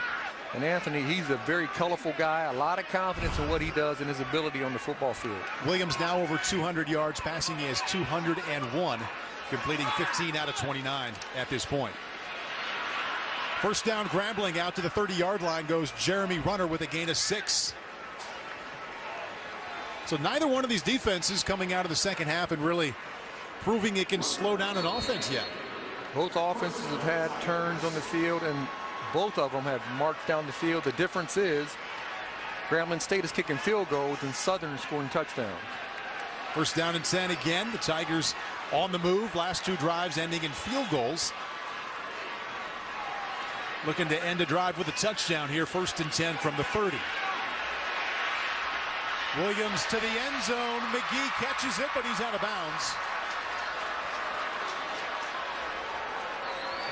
And never really gave him a chance. Coverage by Virgil Williams. Yeah, he threw that ball just a little bit late. He went through his progression. Once he let the ball go, the ball just sailed a little bit too far for McGee to make that play in bounds. So Southern starts this year 0-2, fires Stump Mitchell, promote Dawson Odoms to interim head coach. The Jaguars from that point win 3 of their next 4 games. And beat Jackson State. Exactly. But after winning 3 of 4, they've lost 4 consecutive coming into this one. Leading now by 8. DJ Williams stands in, throws into tight coverage to Anthony McGee. And that's incomplete. Coverage by DeAndre Woodland. Yeah, that was just a misread going out to McGee. McGee was double covered. You can't make those type of throws and think you're going to get away with it week in and week out and play after play. Last 3 drives, going back to the end of the first half, 9 plays, 55 yards, ending in a field goal for Grambling. Then 13 plays, 57 yards to start off this half, also ended in a field goal. This play also going on for a while, 10 plays, 43 yards, and this is 3rd down and 10. Nice pocket again for Williams, throwing to the end zone to Anthony McGee. Overshot him, bringing up 4th and 10. They've really been working the middle of the field about 35 yards downfield toward the end of the first half and also here in the 3rd quarter. And I think Southern's defense is understanding what they're trying to get accomplished against them, because late in this first half and here in the second half, they are not letting those receivers run down the middle of the field in the seams with nobody being there. So 4th down and 10. Grambling appears to be going for it. 2 out of 2 converting 4th downs here this afternoon.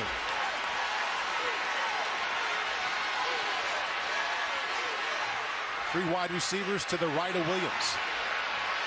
Wants the one he had to his left, and that is incomplete. Chester Rogers couldn't come down with it. Nice drive by the Tigers, but it yields no points. 2:07 left in the 3rd. Southern by 8.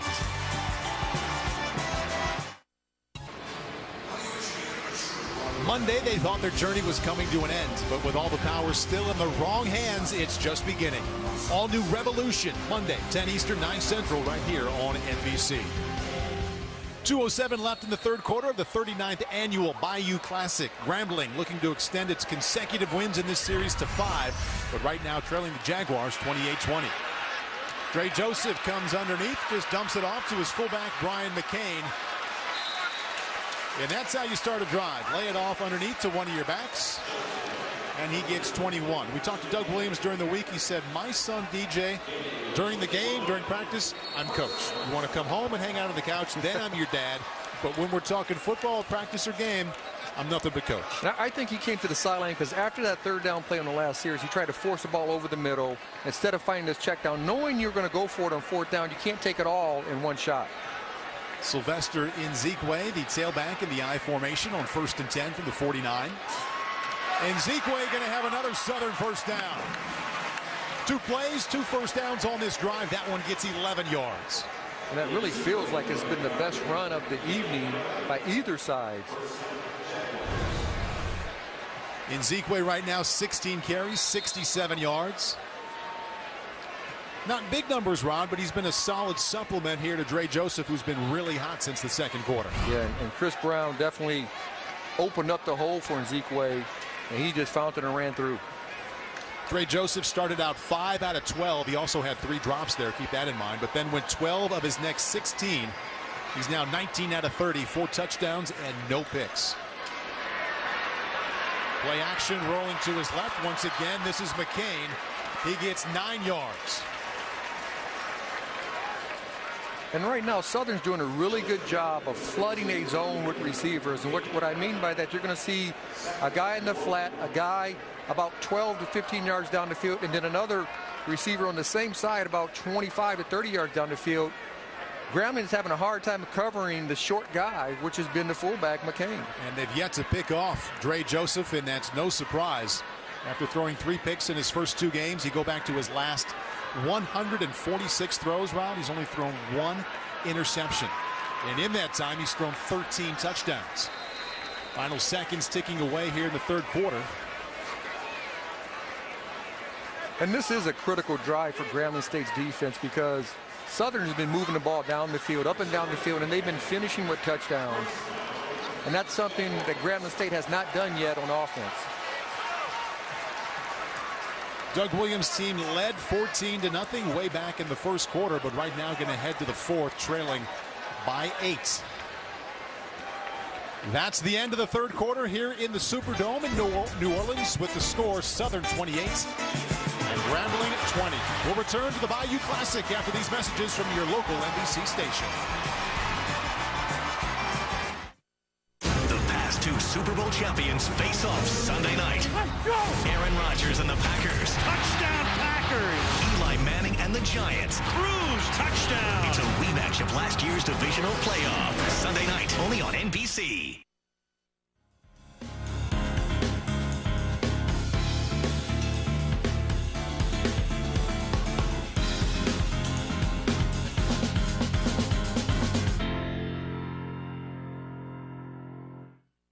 Welcome to Toyotathon, biggest sales event of the year. I'm Jan. How can I help? We're looking for something exciting. Dependable. Look around. Everything exciting is dependable, too. Dependable and exciting. Is he okay? It's just sinking in. He's almost back. I call this me time. I love it. Check out 10.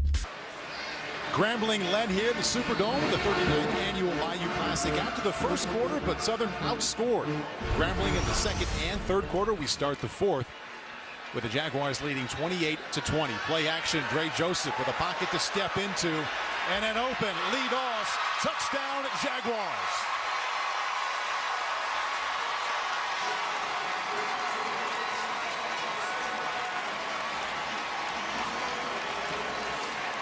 Yeah, another good play call by Southern.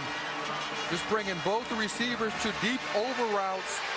And you get no pressure on your quarterback. It is so tough to cover somebody for that long. That's over 30 yards deep and 40-some yards wide. So that's a lot of running for the cornerback for Grambling State. Dre Joseph remains hot. 21 out of 32, 276 yards and 5 touchdowns to no interceptions this afternoon.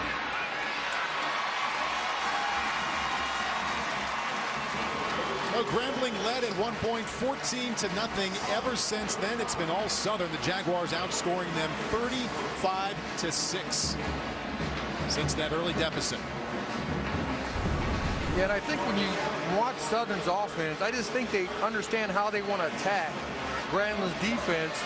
And then vice versa, when you watch Grambling's offense, I don't think they have a real plan of attack against that Southern defense because it seems like they're trying a little everything instead of taking these shots down the field.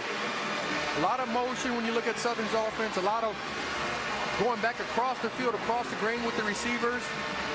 And with those type of plays, you got 2 straight touchdowns in 2 series. Dre Joseph, 32 attempts, Rod. He's only been sacked 1 time, and he hasn't been pressured a lot. We pointed out how he's had time. A very good indication of the kind of time he's had on that play because Dahl started out in the left slot, and he didn't get the football till he crossed the field on the right side about 30 yards downfield. Plenty of time for Dre Joseph to do his thing in the pocket here today.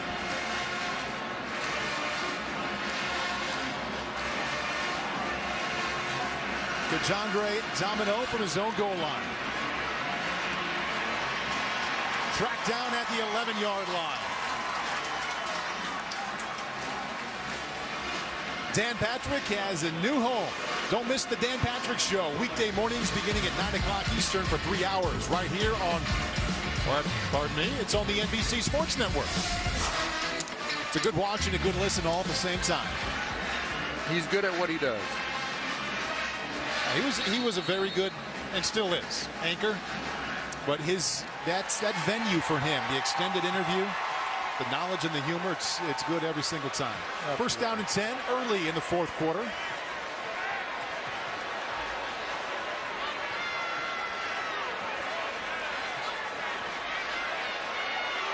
DJ Williams gives to Cedric Skinner. You asked where he was, Rob. Now he's back in the game as we start the fourth. Gain of 2. You can really see, though, on the sideline of Southern, the confidence building that they can win this football game. And how sweet it will be to break that 4-year skid, losing the Bayou Classic to Grambling. A lot of work left for Grambling after leading 14-0, now trailing by 15 points.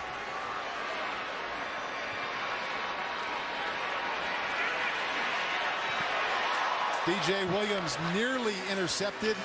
Pass intended for Musa Mahmoud. Lewis Johnson, come on in.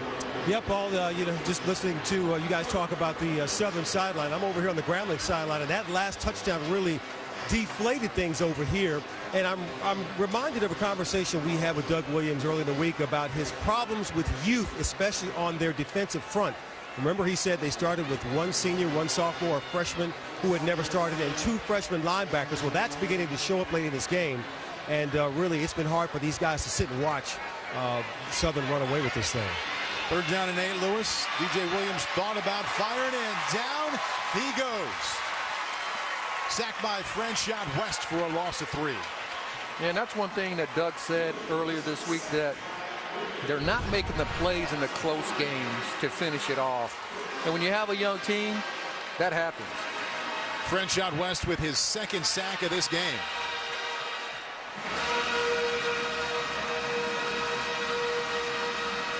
He came in hot with 20 tackles in the last 3 games. Getting after DJ Williams today. 4th down 11. This is Fabian Carter on to punt for the Tigers. Back to receive for Southern is Virgil Williams. That is not Carter's best effort, although he does get a nice roll. Down to the 39-yard line. Can I take back what I said 5 seconds ago, Ron? Because that was a 51-yard punt. It didn't look good, but it ended up well. Friendly roll. 35-20, Jaguars on top.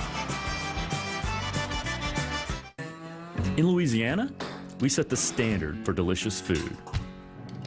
And it all comes down to the source. Great ingredients. The Bayou Classic is brought to you by the Louisiana Seafood Promotion and Marketing Board. Proud to be a part of the Bayou Classic. Louisiana Seafood, demand it. And by Toyota. Live green, drive green, Toyota. Southern defense does its job, gets the ball back to the offense. Is she keeping the noise out? Is she listening to something else, Rod? What do you think? Sounds like she's probably got a little, Justin Bieber? Is that his name? There you go. Staying on top of things. You got 5 kids. Got 5 kids. You know the youth pop culture. That's I know Dre things Joseph. I don't even want to know, Paul. But you end up knowing them anyway. That's a 9-yard gain for Dre Joseph. And he has been really, really good today. 22 out of 33. He's approaching 300 yards. Has 283 already. 5 touchdowns and no picks. He is taking care of the football. And he knew coming into this game, if he played well, they had a great opportunity to win this football game. 14 touchdowns and only 1 interception in his last almost 4 games. 3 3/4. Good hard running for the Southern offense. 3-yard gain for Sylvester Nzikwe. And Nzikwe is starting to find his rhythm. In the first half, he was only averaging 2.3 yards a carry. In the second half, or in third quarter alone, he had over 7 yards a carry. So they're starting to find their rhythm in the running game, which I believe is opening up the passing game. Sylvester Nzikwe getting better as he's finally healthy this season. Had the high ankle sprain suffered in camp. Missed 3 games, but 2 of his last 3 games have been over 100 yards and looking good again today. 18 carries for 73 yards. There he is off the left side, bouncing it. Stays inbounds. Tackle made by Wade Julian, but Nzikwe picks up 8 yards.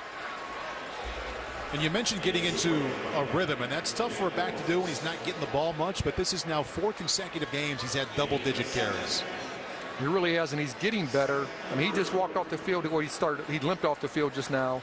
You hope nothing's major. You hope he can come back in, but late in this game, he's starting to find his rhythm. Anytime you can get a running back like that to help out your passing game, because defenders start looking in the backfield for the play action pass, start losing sight of who they're covering, and that's when you find wide open guys down the field. And the balance between Ezekwe and Joseph really showing up after those first two possessions.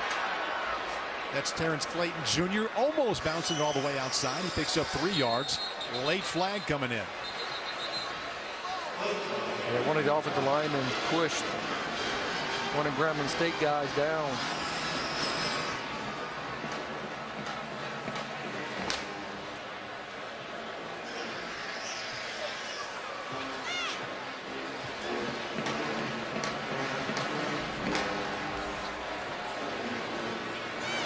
After the play, personal foul, 72 on the offense.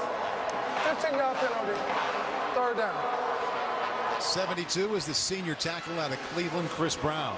And he gets pulled out of the game, which I applaud the coaching staff for Southern for doing stuff like that, even though a senior, knowing he knows better. But anybody that's on the field, a senior understands what he should and shouldn't do on the football field. C is for captain, so that's a senior leader for the Jaguars, taking at least a temporary break. Dawson Odoms. He's going to have to lead from the sideline. Coach Odoms happy to add a 3rd title. Knew he was going to be defensive coordinator here this year, also the academic liaison.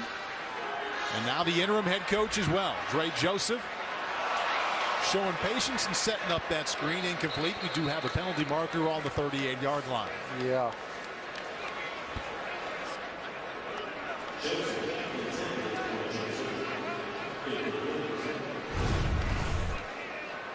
Going back to the penalty, I mean, you see right there, Chris Brown away from the play, just pushes Grambling State defender. Those type of plays cannot be tolerated, and it's great to see where Odom pulls his starting captain off the field saying, if you don't want to play right, you're not going to play at all. And that's what he told us during the week. It's what we had read prior to the week. It's what he told us in discussions. It's all about discipline. It's one thing for a coach to say that. It's another for him to pull out a veteran leader like that after a foolish play. But it catches the attentions of the younger players. Exactly. If we don't do it right, we will not play. You're going to pull out one of our senior captains. Could happen to anybody. 4th down 17 now. Chase Tootin punting to Anthony McGee.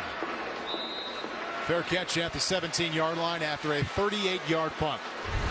We are at the Superdome in New Orleans, the 39th Annual Bayou Classic. Southern getting hot offensively recently and leading by 15.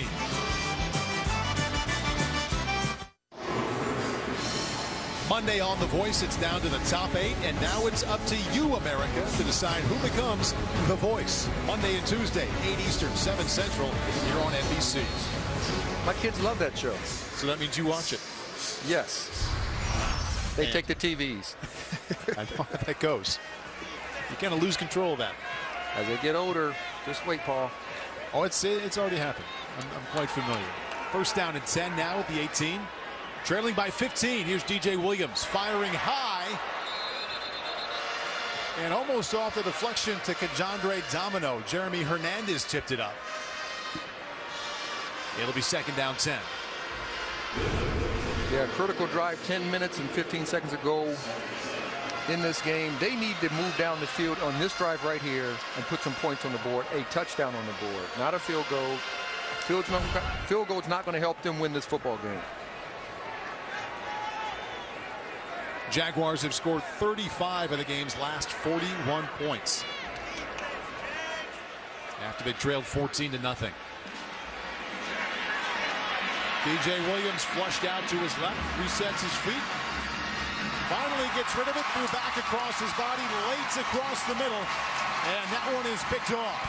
Javon Allen, sophomore linebacker from right here in New Orleans.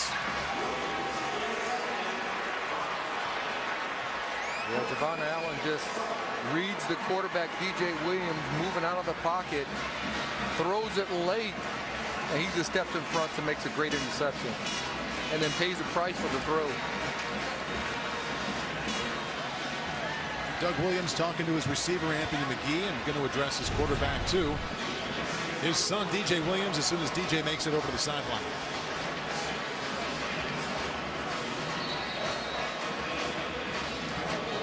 And that ball was late and inside again with DJ. And again, that's not a good way to look at it.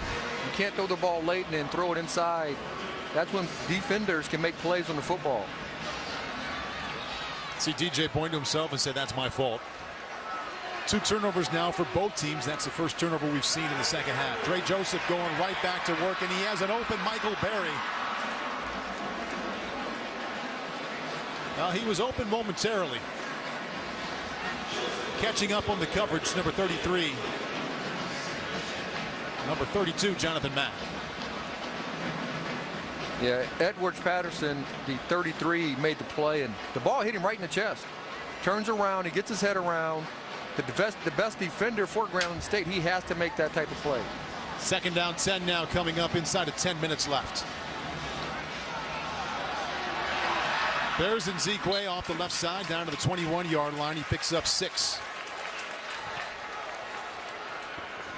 Yeah, establishing the running game in the second half has really helped this offense for Southern open up their play calling. And Zekwe has done a tremendous job of breaking tackles, especially in the second half, and helping out this program. Hopefully, in the Southern fans, breaking this 4-game losing streak at the Bayou Classic. Well on their way right now, Ron, leading 35-20. 9:20 left in the fourth quarter. Sylvester Zekwe, the tailback, he already has 20 carries for 85 yards. Almost sneaking that one in there. Trey Williams, excellent job of batting that one away late for the Tiger defense. Yeah, Trey Williams did a wonderful job of getting his head around at the last second, tipping the ball up.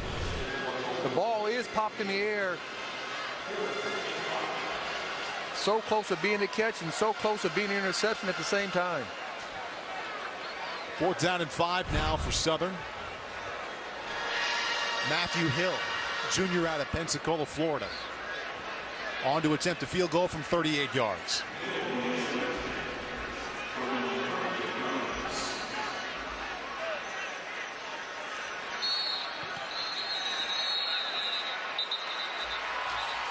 Well, the kick is good, but we had whistles before the snap. Delay game on the offense, 5-yard penalty, replay, field goal.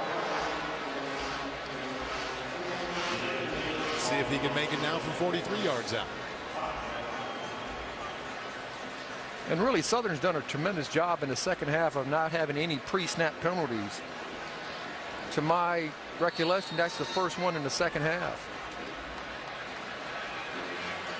There's a good look there. Dawson Odoms, the interim head coach for Southern, taking over after the first 2 games when Stump Mitchell was released.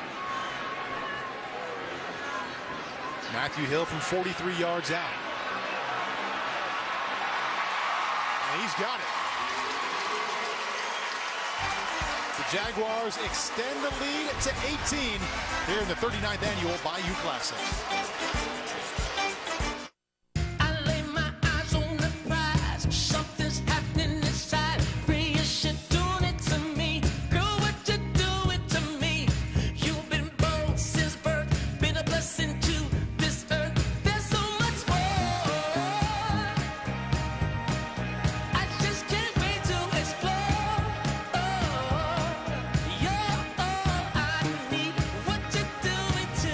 Toyota.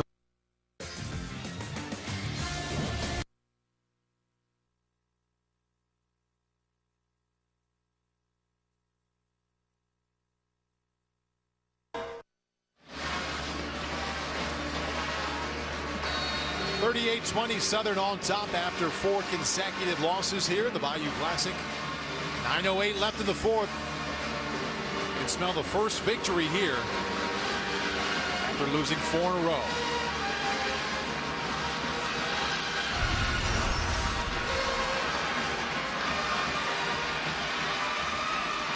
Edward Patterson with room to run down the right side. Difficult start to that return, but ends up well. A return of 33 yards, tackle made by Jamal Jenkins. Now let's see if Grambling State goes to a no huddle, 18-point down. Less than 9 minutes to go in the game. 3 scores. If you huddle up, you're just going to eat away your clock. So let's see if they can go to a no huddle and hopefully put some points on the board quick enough. And it's been interesting watching DJ Williams because he has a lot of arm talent, throws a great ball, but you look at the numbers, he's only 15 out of 36. This would be his 6th game this season, completing less than half his passes.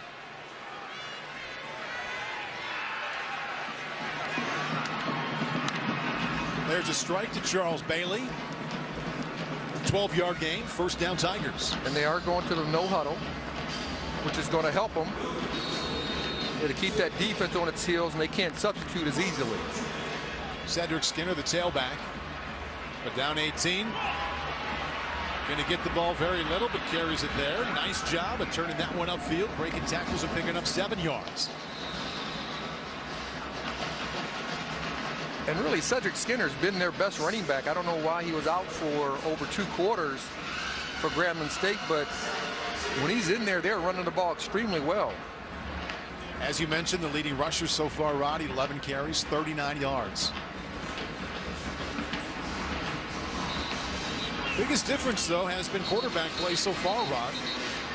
Yeah, I'm a little confused. There's no timeout call, but you got 2 teams huddling on their sidelines. Dre Joseph has thrown it 36 times. DJ Williams thrown it 37. Big difference is Southern's quarterback has 5 touchdowns and no picks. DJ Williams 2 touchdowns and 1 interception.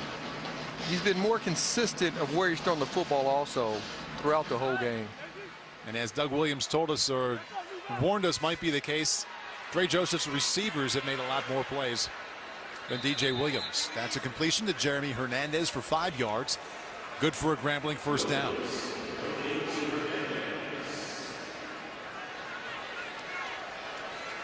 I mean, here they can huddle up. The ball went out of bounds, so the clock is stopped. So when the clock is stopped, they will huddle up. When it's not, I will believe they'll stay in their no huddle. Southern defense much better today than it had been in the previous 4 games, where gave up an average of 39 points per game in a 4-game losing streak. DJ Williams throwing late and nearly had that one intercepted. Late and inside again. Demekus Cook with an excellent chance to pick that off. We have a penalty marker down.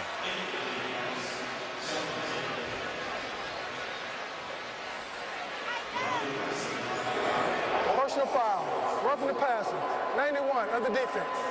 15 yards, previous spot, automatic, first down. 91 is Delwyn Williams. Yeah, he throws that ball late and inside. Luckily for Grambling State that ball was not intercepted by Southern.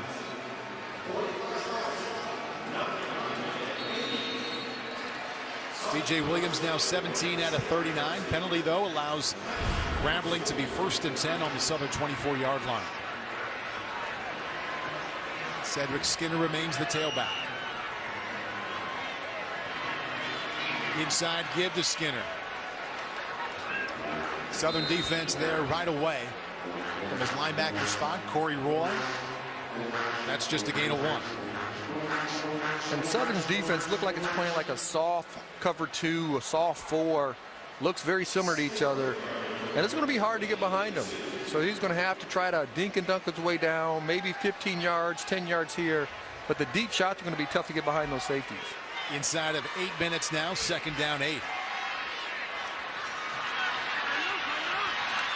DJ Williams throws it high and almost intercepted. That's Demekus Cook again. 2nd time here in the last 3 plays with a good shot at a pick. Yeah, after that first touchdown to Anthony McGee that went up that left-hand seam, Southern's defenders have done a tremendous job with the ball down the field. They've been in play. They've been very close to getting interceptions. Grambling with 20 points, but the Tigers scored touchdowns on their first 2 possessions after the defense produced turnovers, and Grambling only had to go where they took over in Southern territory. That's how they got those first 2 touchdowns, and ever since, no touchdowns given up by that Southern defense. DJ Williams to the end zone. Touchdown Tigers. That's Jeremy Hernandez.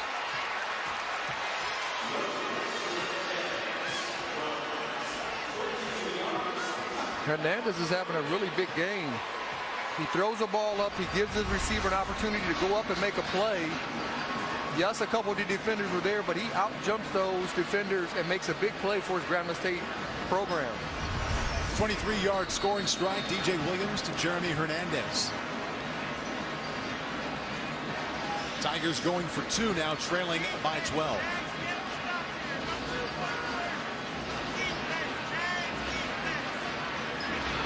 Hernandez, the leading receiver right now for Grambling, 6 catches, 87 yards, and that 1 touchdown. With 4 receivers to his left, DJ Williams stands in and fires. And Hernandez, after scoring that touchdown, had a good shot at hauling in the 2-point conversion, but lets that bullet go right through his hands. And the score remains 38-26. Yeah, DJ just lets the ball go, and Hernandez just out-jumps the defender for Southern. And the quarterback has to give his receivers an opportunity to make a play inbounds. He did that. Hernandez was rewarded with a touchdown. So now the Grambling defense, Rod, going to have to step up and get the ball right back to the Tiger offense. Something they were able to do early in this game, but after those first 2 turnovers produced on the first 2 possessions, Ray Joseph, Sylvester, and Zeke kind of doing what they want. They really are. I mean, when you can run the football against any defense, it opens up the offense. It helps the quarterback. It takes the pressure off the quarterback. They've done that for the most part today, Southern's offense. Southern approaching 100 yards rushing now. They have 92. And Zeke leading that charge, 20 carries for 85 yards.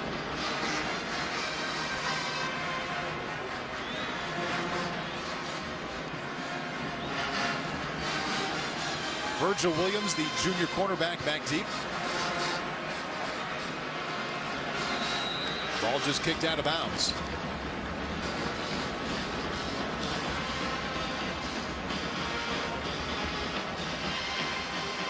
Time now for the Marine Corps play of the game. Yeah, the play that really impressed me so far was Charles Hawkins catching the ball off of Patterson tip. Great concentration, looking the ball in, going in for a touchdown for Southern in the first half. Charles Hawkins, the number 3 on the jersey, also 3 on the scoreboard. 3 touchdowns today. 6 receptions for 99 yards. This after last week, or the last game against Alabama State, he had a season best 5 catches for 94 yards. Coming around after missing 4 games with a hamstring injury earlier this season. Sylvester and Zekwe approaching 100 yards, now has 88 after that 3-yard game. And this is where you have to believe that Southern is going to run the football. Grambling State defense understands that. They should put 8 in the box, but that's when you can play pass off of a defense, because they're so caught up into stopping the run to get the ball back for their offense. You can sometimes hit them over the top. Grambling does have all 3 of its timeouts remaining. In Zekwe, 13 carries, 74 yards in the last game against Alabama State. The prior 2 against Alabama A&M and Prairie View A&M, over 100 yards in each of those games. Now over 90 yards this afternoon after picking up 4 there. And Dre Joseph is doing a wonderful job of milking the clock. He's coming up to the line of scrimmage. He's being very patient. He's letting the play clock move down to about 5 seconds, and then he's getting the snap. Take all the time you can off the clock, and then run your play. After starting 5 out of 12, since he's gone 17 out of 24. And no interceptions again today. However, struggling on 3rd down as the Jaguars are only 2 out of 10 in 3rd down situations. Dawson Odoms, interim head coach, spent the previous 3 seasons at North Carolina A&T.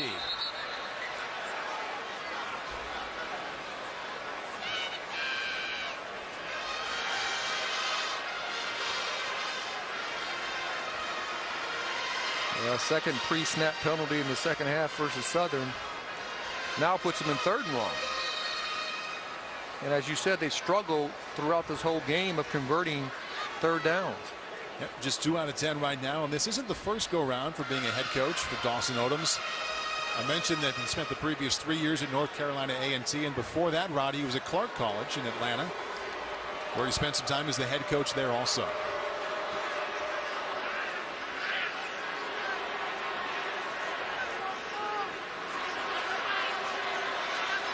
Tigers come with a blitz.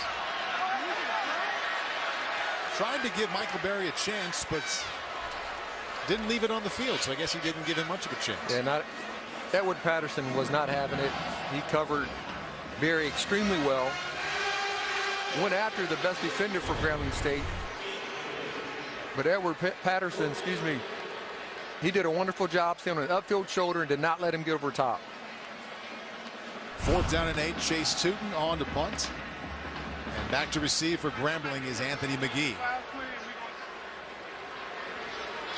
McGee has 3 receptions so far today, 39 catches. Also has a touchdown reception back in the first quarter. High snap. Here come the Tigers. They almost got it. Tootin did go down. No flag.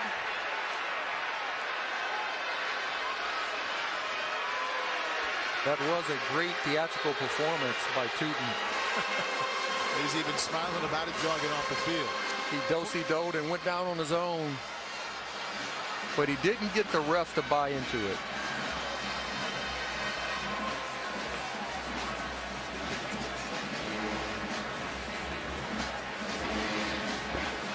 Now let's see if Grambling can get into the no huddle once again and march right back down the field and score another touchdown and make this a ball game. Last drive ended with a touchdown strike from DJ Williams to Jeremy Hernandez. That was Williams' 3rd touchdown toss of the afternoon. Showing off some arm strength there with a bullet to Robert Bailey for a Grambling gain of 10.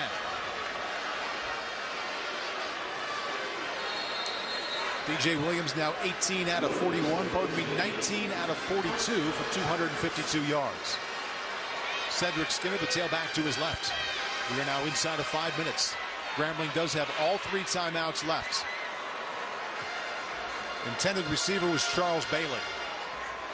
And it's really going to be critical for Grambling State offensive line to protect DJ Williams, let him look down the field, because Southern knows they have to throw the football.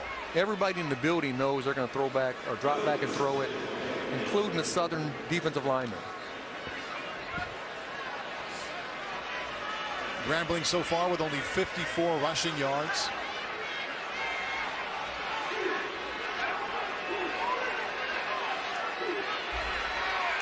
Jaguars bring 4. Plenty of time for DJ Williams. Finds Hernandez. He finds a Tiger first down and also finds his way out of bounds. Tackle made by Franchot West. Gain of 20. Yeah, that was the first true crossing route that I saw McGee Hernandez run. Coming off of each other. The defenders, the linebackers got a little deep, and he hits Hernandez for a nice gain. DJ Williams 1-0 in his career against Southern. Starting quarterback in last year's 36-12 win. Now has his team trailing by 12. 4:15 left. That's an open Hernandez again. Right at the first down marker for Grambling. Tackle made by Jonathan Mack. And that is good enough. We'll call it 10.5 yards for a Tiger first down.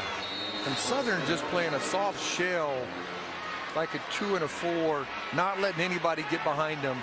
The clock is in their favor. DJ Williams to McGee. Tackle made by Anthony Balancier. Gain of 2. Hernandez now has 8 catches for 117 yards and a touchdown to lead the receiving corps of Grambling.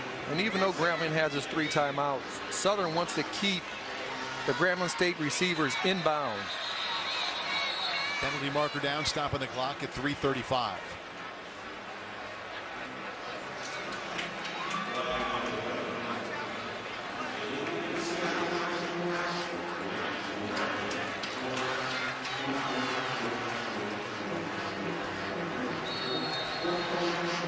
Second down, 13 coming up for Doug Williams. When he was the quarterback here, he went 4-0 against Southern. Both quarterbacks now with 284 yards passing. Dre Joseph, though, has 5 touchdowns and no interceptions. DJ Williams, 3 touchdowns and 1 pick. Williams keeps it himself, gets down to the 37-yard line. Tackle made by French out west. And DJ slow to get up. Now inside of 3 minutes. It looked like he has a cramp trying to stretch out that calf muscle.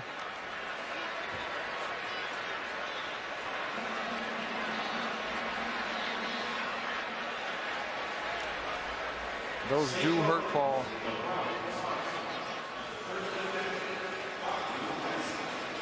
I've never seen anybody stretch both legs at one time.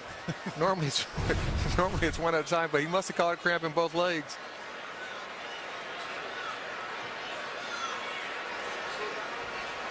DJ Williams, 22 out of 46. Yeah, through the air. He's carried the ball 5 times now, and you can see he knew right away. You can see the muscle tightening up.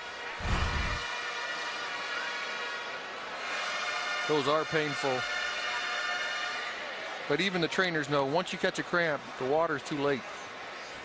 You got to hydrate before the cramps come. Sound like you speak from experience. Those hurt. The worst one, I was on the plane. I can't remember who we were playing, and I felt like my whole body cramped up. Oh, just one big spasm. Not a good thing to be. It was not. Our Lewis Johnson is on the sideline. Yeah, guys, you know, as we watch DJ deal with that cramp, we were talking with him yesterday, and he admitted to last year not being able to sleep for that first start here at the Bayou Classic. Well, guess what? Same situation this week when he said he was not able to go to sleep until 5 a.m. 2 days before the game. This game means so much to all these players, and for a young guy like DJ Williams, who I've watched throughout the game on the sideline, really managed the ups and downs, sort of the roller coaster ride of this game pretty well. He's, I would say, mature beyond his years, and even though they're disappointed right now, he's handled things pretty well. All right, Lewis, Frank Rivers comes in, an experienced backup quarterback, actually had better numbers than DJ Williams coming into this game. Has a completion on his first attempt to Anthony McGee for 6 yards. That's good for a Grambling first down. But more passing yards, a higher completion percentage, better touchdown to interception ratio than DJ Williams prior to this game. Rivers standing in and nearly had that one intercepted. Intended for Jeremy Hernandez, who is already over 100 yards with a $117. Jonathan Mack with the coverage for Southern. Yeah, it's really a tough spot to come into for Frank Rivers. You know, you're down 2 minutes, 31 seconds left in the game. Southern knows you have to throw the football. They're going to be lying back, making plays, trying to make plays on the passing game. Really a tough spot for Frank to come into. So far this season, Frank Rivers, the junior, 51%, 7 touchdowns and 4 interceptions. Most important number right now is 12. His team facing a 12-point deficit inside of 2:30. Tried to set up the screen to Cedric Skinner, and it falls incomplete. Yeah, they tried to do a slow screen to Skinner, and that did not fool Southern's defense at all. 2 defenders were there waiting on that ball to come to Skinner. A losing record not going to sit well with any head coach, but especially when it's a quarterback at his alma mater playing against the arch rival. Doug Williams 4-0 against Southern, then his first stint replacing Eddie Robinson as the head coach here at Grambling. They won 3 consecutive SWAC titles, 2000 to 2002. Struggling through a season now. Frank Rivers fires a strike. Good enough for a Grambling first down. That's Musa Mahmoud with the reception and a gain of 14. And Mahmoud really has had a pretty good game today for Grambling State. Catching the football, making plays on the perimeter. 4 receptions, 57 yards and a touchdown. Plenty of time for Rivers. Back of the end zone, just throws that one away. Intended for Chester Rogers. And sometimes the best play is to live for another down. Don't try to force it in there. They're trying to make a play. This game, if you score here, you got a game. You know, you can onside kick it, so give your offense an opportunity to make a play for another 3 downs. 12th play of this drive coming up. DJ Williams started this drive, left the field, and Frank Rivers now leading the Grambling offense.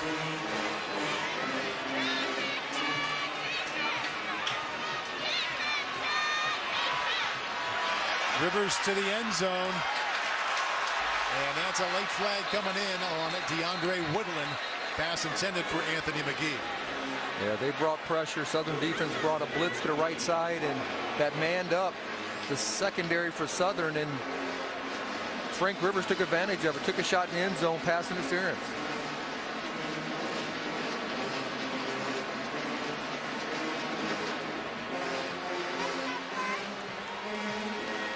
Interim head coach for Southern, Dawson Odoms. That is pass interference on DeAndre Woodland, a sophomore from Baton Rouge. So if Grambling can score here, 2:03 left to make it a one-possession game. The Tigers do have all 3 timeouts remaining. Yeah, it didn't look promising 7 minutes ago. It was 38-20. They score a touchdown. They're marching right down the field. Southern couldn't do anything with the football when they got it. Sometimes when you get very conservative, it hinders your football team to win. Cedric Skinner is the tailback. Frank Rivers the quarterback. And that's a touchdown, Tigers.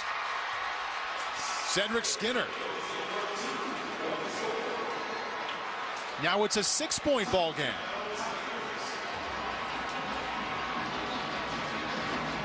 Kick the field goal. You're down by 5. Still 1 possession you have to score. Now the question is, do you onside kick it, or do you kick it down the field with your 3 timeouts? I think you bring up the key point there with your 3 timeouts. You probably kick it downfield and hope your defense can do what they just did, and that's get the ball back. 13 plays, 82 yards. Extra point is good. 3:08 off the clock on that 13-play scoring drive, and it's 38-33. Feeling a whole lot different than it did when it was 38-20. And your 3 timeouts, 1:58 left in the game. Grambling State should kick that ball down the field, hoping the offense, or excuse me, the defense cannot let Southern's offense convert a first down. Here's the player of the game, brought to you by the United States Marine Corps. Dre Joseph with an outstanding afternoon so far. 22 out of 37, 284 yards, 5 touchdowns, and 0 interceptions. It's a pretty last good 4 day games. A real good day, Rod. Last 4 games, only 1 interception.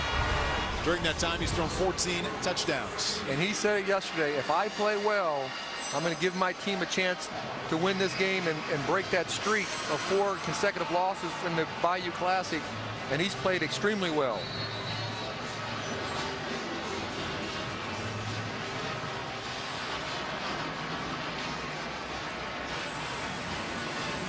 Grambling with all 3 timeouts remaining. Momentum on offense and defense, and trailing only by 5.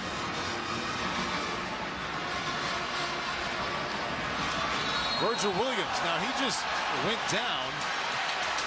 And coming in was Devontae Hogan, the freshman out of Clinton, Louisiana, putting the hit on him after he already gave himself up and took a knee. Yeah, a freshman mistake. That's a personal foul, 15-yard penalty. Now they're going to get the ball almost on the 50-yard line. Helmet to helmet also. Well, in the National Football League, that would be a fine on Monday.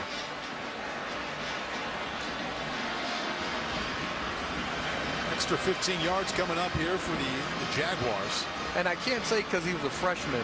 By this time of the year, you know how to play college football. You know you can't make a play. He gives himself up. You can't hit him on the ground, especially to the head.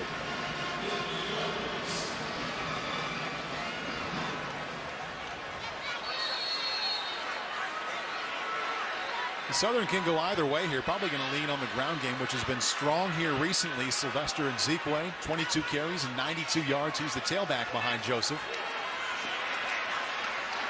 Grambling defense, though, right there to meet him after he gains 1. This is a rivalry, the 39th annual Bayou Classic, that's been owned by Grambling here recently. 4 consecutive victories of Dawson Odoms, the interim head coach for Southern. A win over Grambling will go a long way in stating his case to remaining the head coach, removing the interim, and just being the permanent head coach like Doug Williams is for Grambling. Haven't won since 2007 in the Bayou Classic. And they've come out and played with a lot of confidence. I think that's one thing when you talk to the guys on the team, that Odoms really gives confidence and belief that they can win football games. They've been in a lot of close games. They haven't won them. But that's a starting point. I think he has a game plan of how he wants this football team to look. And I think the guys and the players are excited about that game plan. His team didn't start well today, Rob. They had a couple of early turnovers with the fumbles that Grambling took advantage of to lead 14-0. But then it was all Southern. Even until moments ago, it was 38-20. A couple of late touchdowns by the Tigers, and it's only a 5-point lead. And Zekwe gets 2, and Grambling calls another timeout. They have 1 timeout left. And don't be surprised if you see Southern get in the same formation like they have, but run a bootleg out of it. And tell the quarterback, do not throw it unless he is wide open. And now you put more pressure on the defense, not just allowing them to think it's going to be a run and run right down the middle of the field. Coming up in January, it'll be where NFL players like Adrian Peterson, Mark Sanchez, and Reggie Bush started their paths to their NFL careers. The U.S. Army All-American Bowl, January 7th on NBC. The best high school players in the country going at it in San Antonio. Right now, though, we've got a game, a 5-point game in the 39th Annual Bayou Classic. Doug Williams went 35-5 as the starting quarterback for the Tigers. Early to mid-70s. Now in his second stint as the Tigers head coach. Trailing by 5 as he looks to push his team's win streak over Southern to 5 games. That's not going to help. Sylvester and Zekwe right up the middle for 5 yards. He now has 100 rushing yards on the afternoon on 25 carries. Tigers call their final timeout. And it'll be 4th and 2. And I would have liked to see Southern do a little bit more with the 3 carries or 3 plays they had just now. Just for the fact, more misdirection, making them think outside of the box. Because if you do a bootleg, you got to think. You really have to think that Dre Joseph has done so well with the football. He's going to do what you tell him to do. He's going to get out of the pocket. He won't throw him like he's wide open, and he still can run for a first down. Stay in bounds, and I think that would have caught Grambling State defense off guard. They did force Grambling to use all 3 timeouts. Yes. Would you have called a pass there, or just more creative kind of runs? Well, I think a bootleg is kind of a run-pass scenario for your quarterback. And I think Joseph has shown that he can handle both of those. Yeah, he's thrown it 37 times today and hasn't thrown an interception, so he's earned that trust. But this is Chase Tootin on to punt it away on 4th and 2.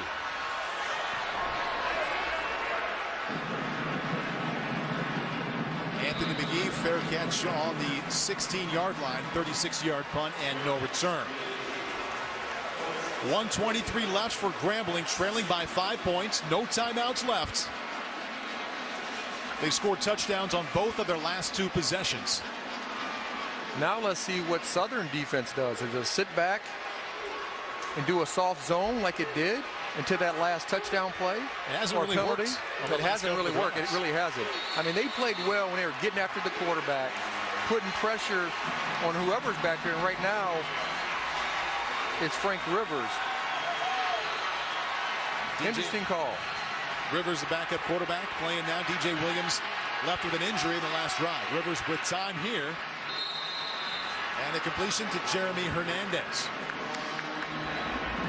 Gain of 10.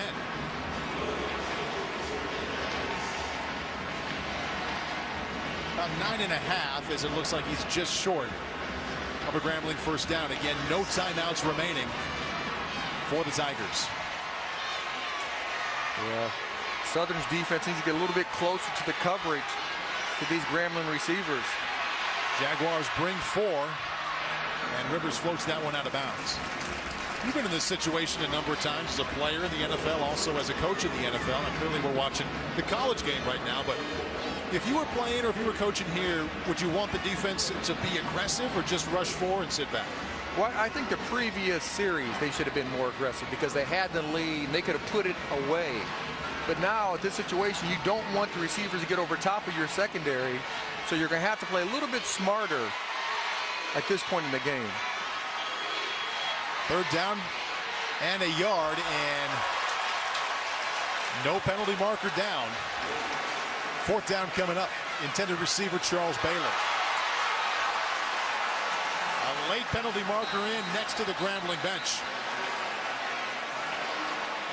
I think that's unsportsmanlike conduct on the bench. I don't know if that was on Coach Doug Williams or not. They were unhappy with the no call on the incomplete pass.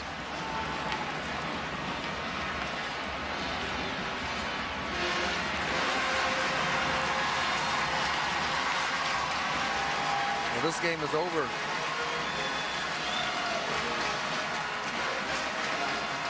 Unsportsmanlike conduct on the bench. The Grambling State Tigers.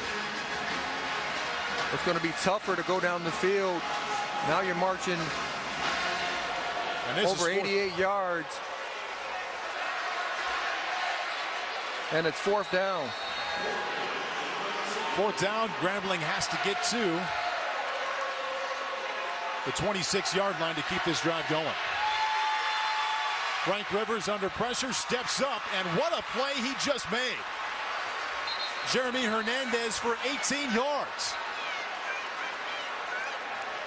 Hernandez is making big plays throughout the whole game for him, and that's a critical catch for Grambling State offense. Inside a minute now, no timeouts left. Frank Rivers comes up with a huge pass to keep this drive alive. Intended for Anthony McGee, the coverage by Virgil Williams, late flag in. I think that's going to be pass interference this time, so now they get a call.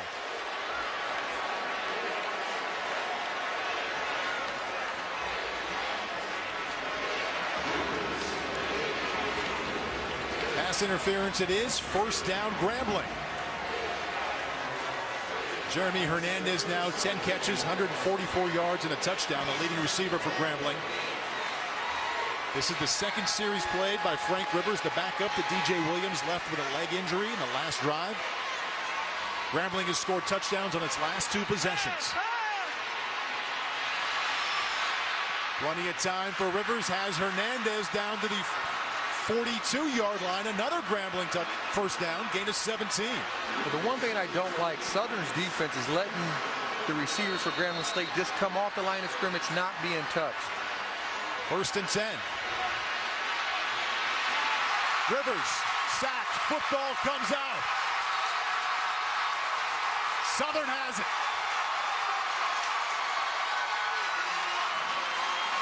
Franchot West recovers the fumble of Frank Rivers. Big time play for Southern, breaks the streak of 4 losing games in a row for the Bayou Classic.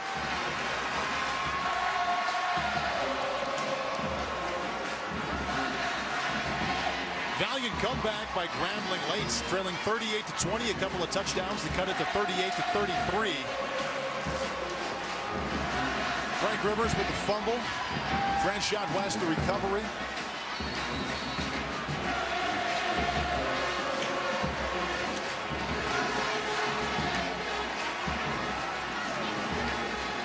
Take a knee and the streak is over. 39th Annual Bayou Classic about to go the way of the Southern Jaguars for the first time since 2007. And that'll do it. Dawson Odoms, the interim head coach for now, with the biggest victory of the season for Southern. Great way to win the game. I know Coach Odom wouldn't want it to come down like that. I mean, they had the game in hand. But snapping that 4-season losing streak for the Bayou Classic for Southern is huge. And hopefully that takes off the interim tag for Coach Odom. He has a game plan for Southern. I think the players like it. I liked it, hearing it from him yesterday. And if that's the way they're going to play, the future's very bright for the Southern program. Lewis Johnson, joined now by Grambling head coach Doug Williams. All right, thanks very much. Well, Doug, the disappointment shows on your face. It got close, but not quite enough. What happened? I'm happy the way they played. They fought to the end. We had some opportunity. We made some bad mistakes in the first half that really hurt us, but I'm not all disappointed the way they played down the stretch. You came into this game 1-9, and you were up 14-0 all of a sudden. How important were those 2 early turnovers, which gave you those points to your team? Well, it's big. It's something we haven't been getting all year, and we got those things, but we made some bad errors down the stretch to give them their first TD, and that's when they got to rolling. We just make some mistakes, some young mistakes that we got to get over. We've talked all day about you coaching your son, DJ, and the way he handled himself. Your thoughts on the way he played this game? I thought DJ played well. It was some tough situations. I thought he missed some things at times, but I also thought he threw the ball pretty good. As you now have returned to Grambling, I know you've got a young group and you're looking still to rebuild. How much farther away do you think you are before you can have a team that's feeling a little bit better? We're not far, but we're not right there either. Right. You come in here, we got over, on this whole football team, out of 85 players, only 18 of them are juniors and seniors, so we got a long ways to go. But we got to get out and recruit and bring some players in here. And you were reflecting with us earlier that Coach Robinson is somebody you wish you could have called this season. What do you think he'd say to you right now? Coach Rob will probably say, Hellcat, you got to weather the storm. All right, Doug, thanks a lot. My pleasure. Lewis, Doug, thank you very much. And what a finish we had. An interesting way for Southern to win here, Rod, for the first time in the Bayou Classic in 5 years. They fall behind 14-0. They give up a couple of late touchdowns to make it close, but in between, Dre Joseph and that Jaguar offense really, really strong.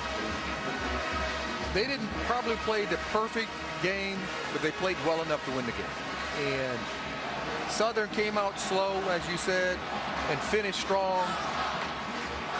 Dre Joseph played extremely well for this football team. Very bright future, can make plays, finds his playmakers down the field. He took care of the football. I think that's what's critical. He knew that coming into the game.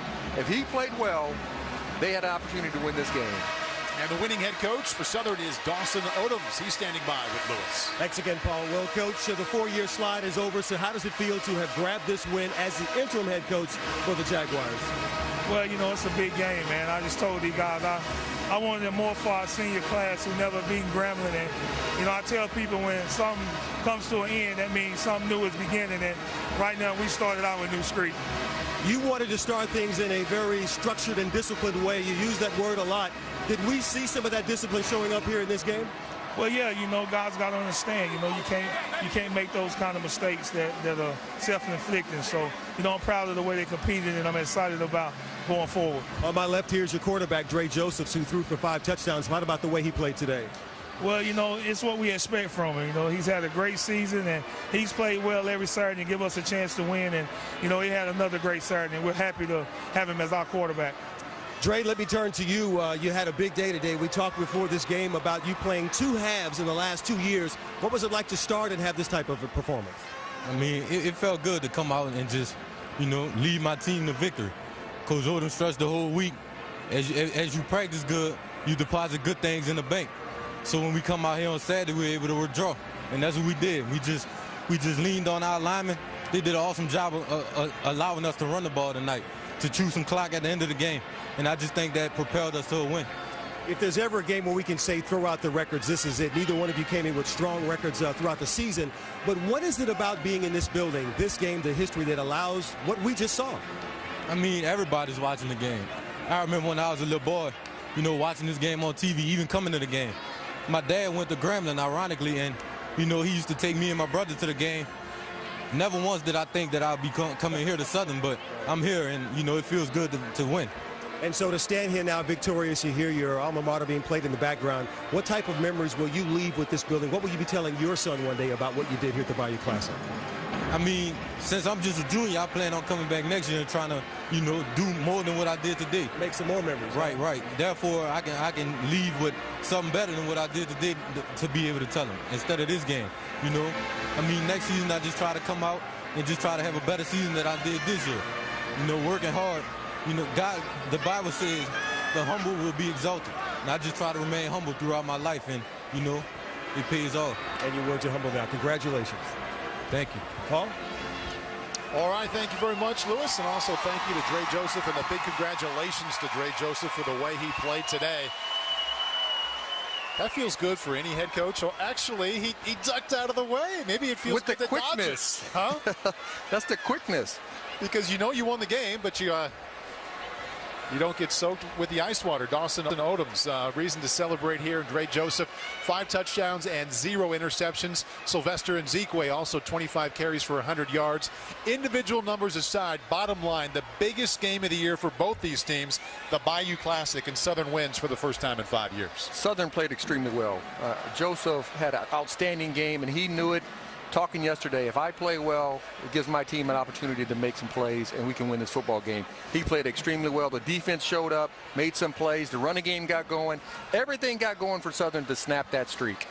In the last 5 games, Dre Joseph, 18 touchdowns, only 2 picks. Southern with a 5-point victory today. Let's go to our New York studios. Welcome to the U.S. Bank NBC Sports Report. Here's your host, Liam McHugh. Hey, everyone. Welcome back to our New York studio alongside Doug Flutie and Hines Ward. So Southern wins its 60th meeting with Grambling State. All-time series, now tied 30-30. Right now, let's get you caught up on some FBS highlights from the day, starting with number 2 Alabama hosting Auburn. Nick Saban and company looking for a spot in that SEC title game, the Iron Bowl. First possession of the game for Bama. Eddie Lacy, untouched, 2-yard score, caps a 75-yard drive. It's 7-0. Doug, when it's not Lacy, it's TJ Yeldon. Yeah, it's physical football. It's what Alabama's all about. They run power out down by the goal line, hammer the football in. They just methodically beat you up. And A.J. McCarron continues to be efficient. The deep strike to Amari Cooper. In dead stride, good play action, good depth, great pass protection. Bottom line, they have not let up a point since losing to A&M. Crimson Tide rolling Auburn 49-0 early in the 4th quarter. Georgia Tech, number 3, Georgia Athens. Aaron Murray, the most efficient quarterback in the nation early in the 1st. It's Tech trailing by 7, looking to pull even. Robert Godhite looks like he's headed for the end zone, breaking tackles, but Bakari Rambo strips the ball loose, turns it upfield. It's going to the 50-yard line. Great job by Bakari Rambo of killing the Georgia Tech momentum of stripping that ball away. This would have tied the game at 7, and after this, it was all Bulldogs. Late in the 2nd, Aaron Murray to Rhett McGowan. Once again, he had an efficient day in passing. He was 14 for 17 for 215 yards and 2 touchdowns. Aaron Murray becomes the first SEC quarterback with 3 straight 3,000-yard seasons. Whole lot to not much at all. 42-10, the final SEC title game. It looks like it is Alabama and Georgia. Florida State, 10th-ranked team in the country, taking on Florida. Jeff Driscoll, E.J. Manuel. First quarter, it's 6-0. And it's Florida's running back, Mike Gillisley, taking the pitch, finding the end zone. All Gators at this point, 13-0. But cue the second half, cue E.J. Manuel. E.J. Manuel, very athletic, throws the ball here with touch up over the top to get back within striking distance. Florida State's on the move. Nick O'Leary with the catch there. Jack Nicklaus's grandson. Later, some sloppy play. The handoff between Driscoll and Gillisley is muffed. Florida State gets it. It leads to Emmanuel 1-yard TD run. 17-13. Florida State. So after a 13-0 lead, all Florida State after that. They scored 20 unanswered. Beginning of the 4th quarter, it's a 1-touchdown game. Oregon State, number 5 versus number 15. Marcus Mariota leading the Ducks into the Civil War. First quarter, Mariota's season opening, and that's all he needs. It's a design quarterback draw. Nice block by his guard there, but they're at their best when Mariota is running the ball first and throwing second. So, Oregon out in front, not looking back at this one. DeAnthony Thomas dancing, and then some tough running, a 5-yard score that made it 27-17 Oregon. It's a team with a deflating loss to Stanford, but boom, they bounce right back. Pure speed to get DeAnthony Thomas in the end zone, getting rid of it quick. A little LaDainian Tomlinson move there. So Thomas, 17 rushes, 122 yards. But how about Kenyon Barner? We don't picture him. 198 yards. All right, that'll do it for us from New York. I'm Liam McHugh for Doug Flutie and Hines Ward. Have a good evening. This has been the U.S. Bank NBC Sports Report. U.S. Bank, all of us serving you. The past 2 Super Bowl champions face off Sunday night. Aaron Rodgers and the Packers head into New York.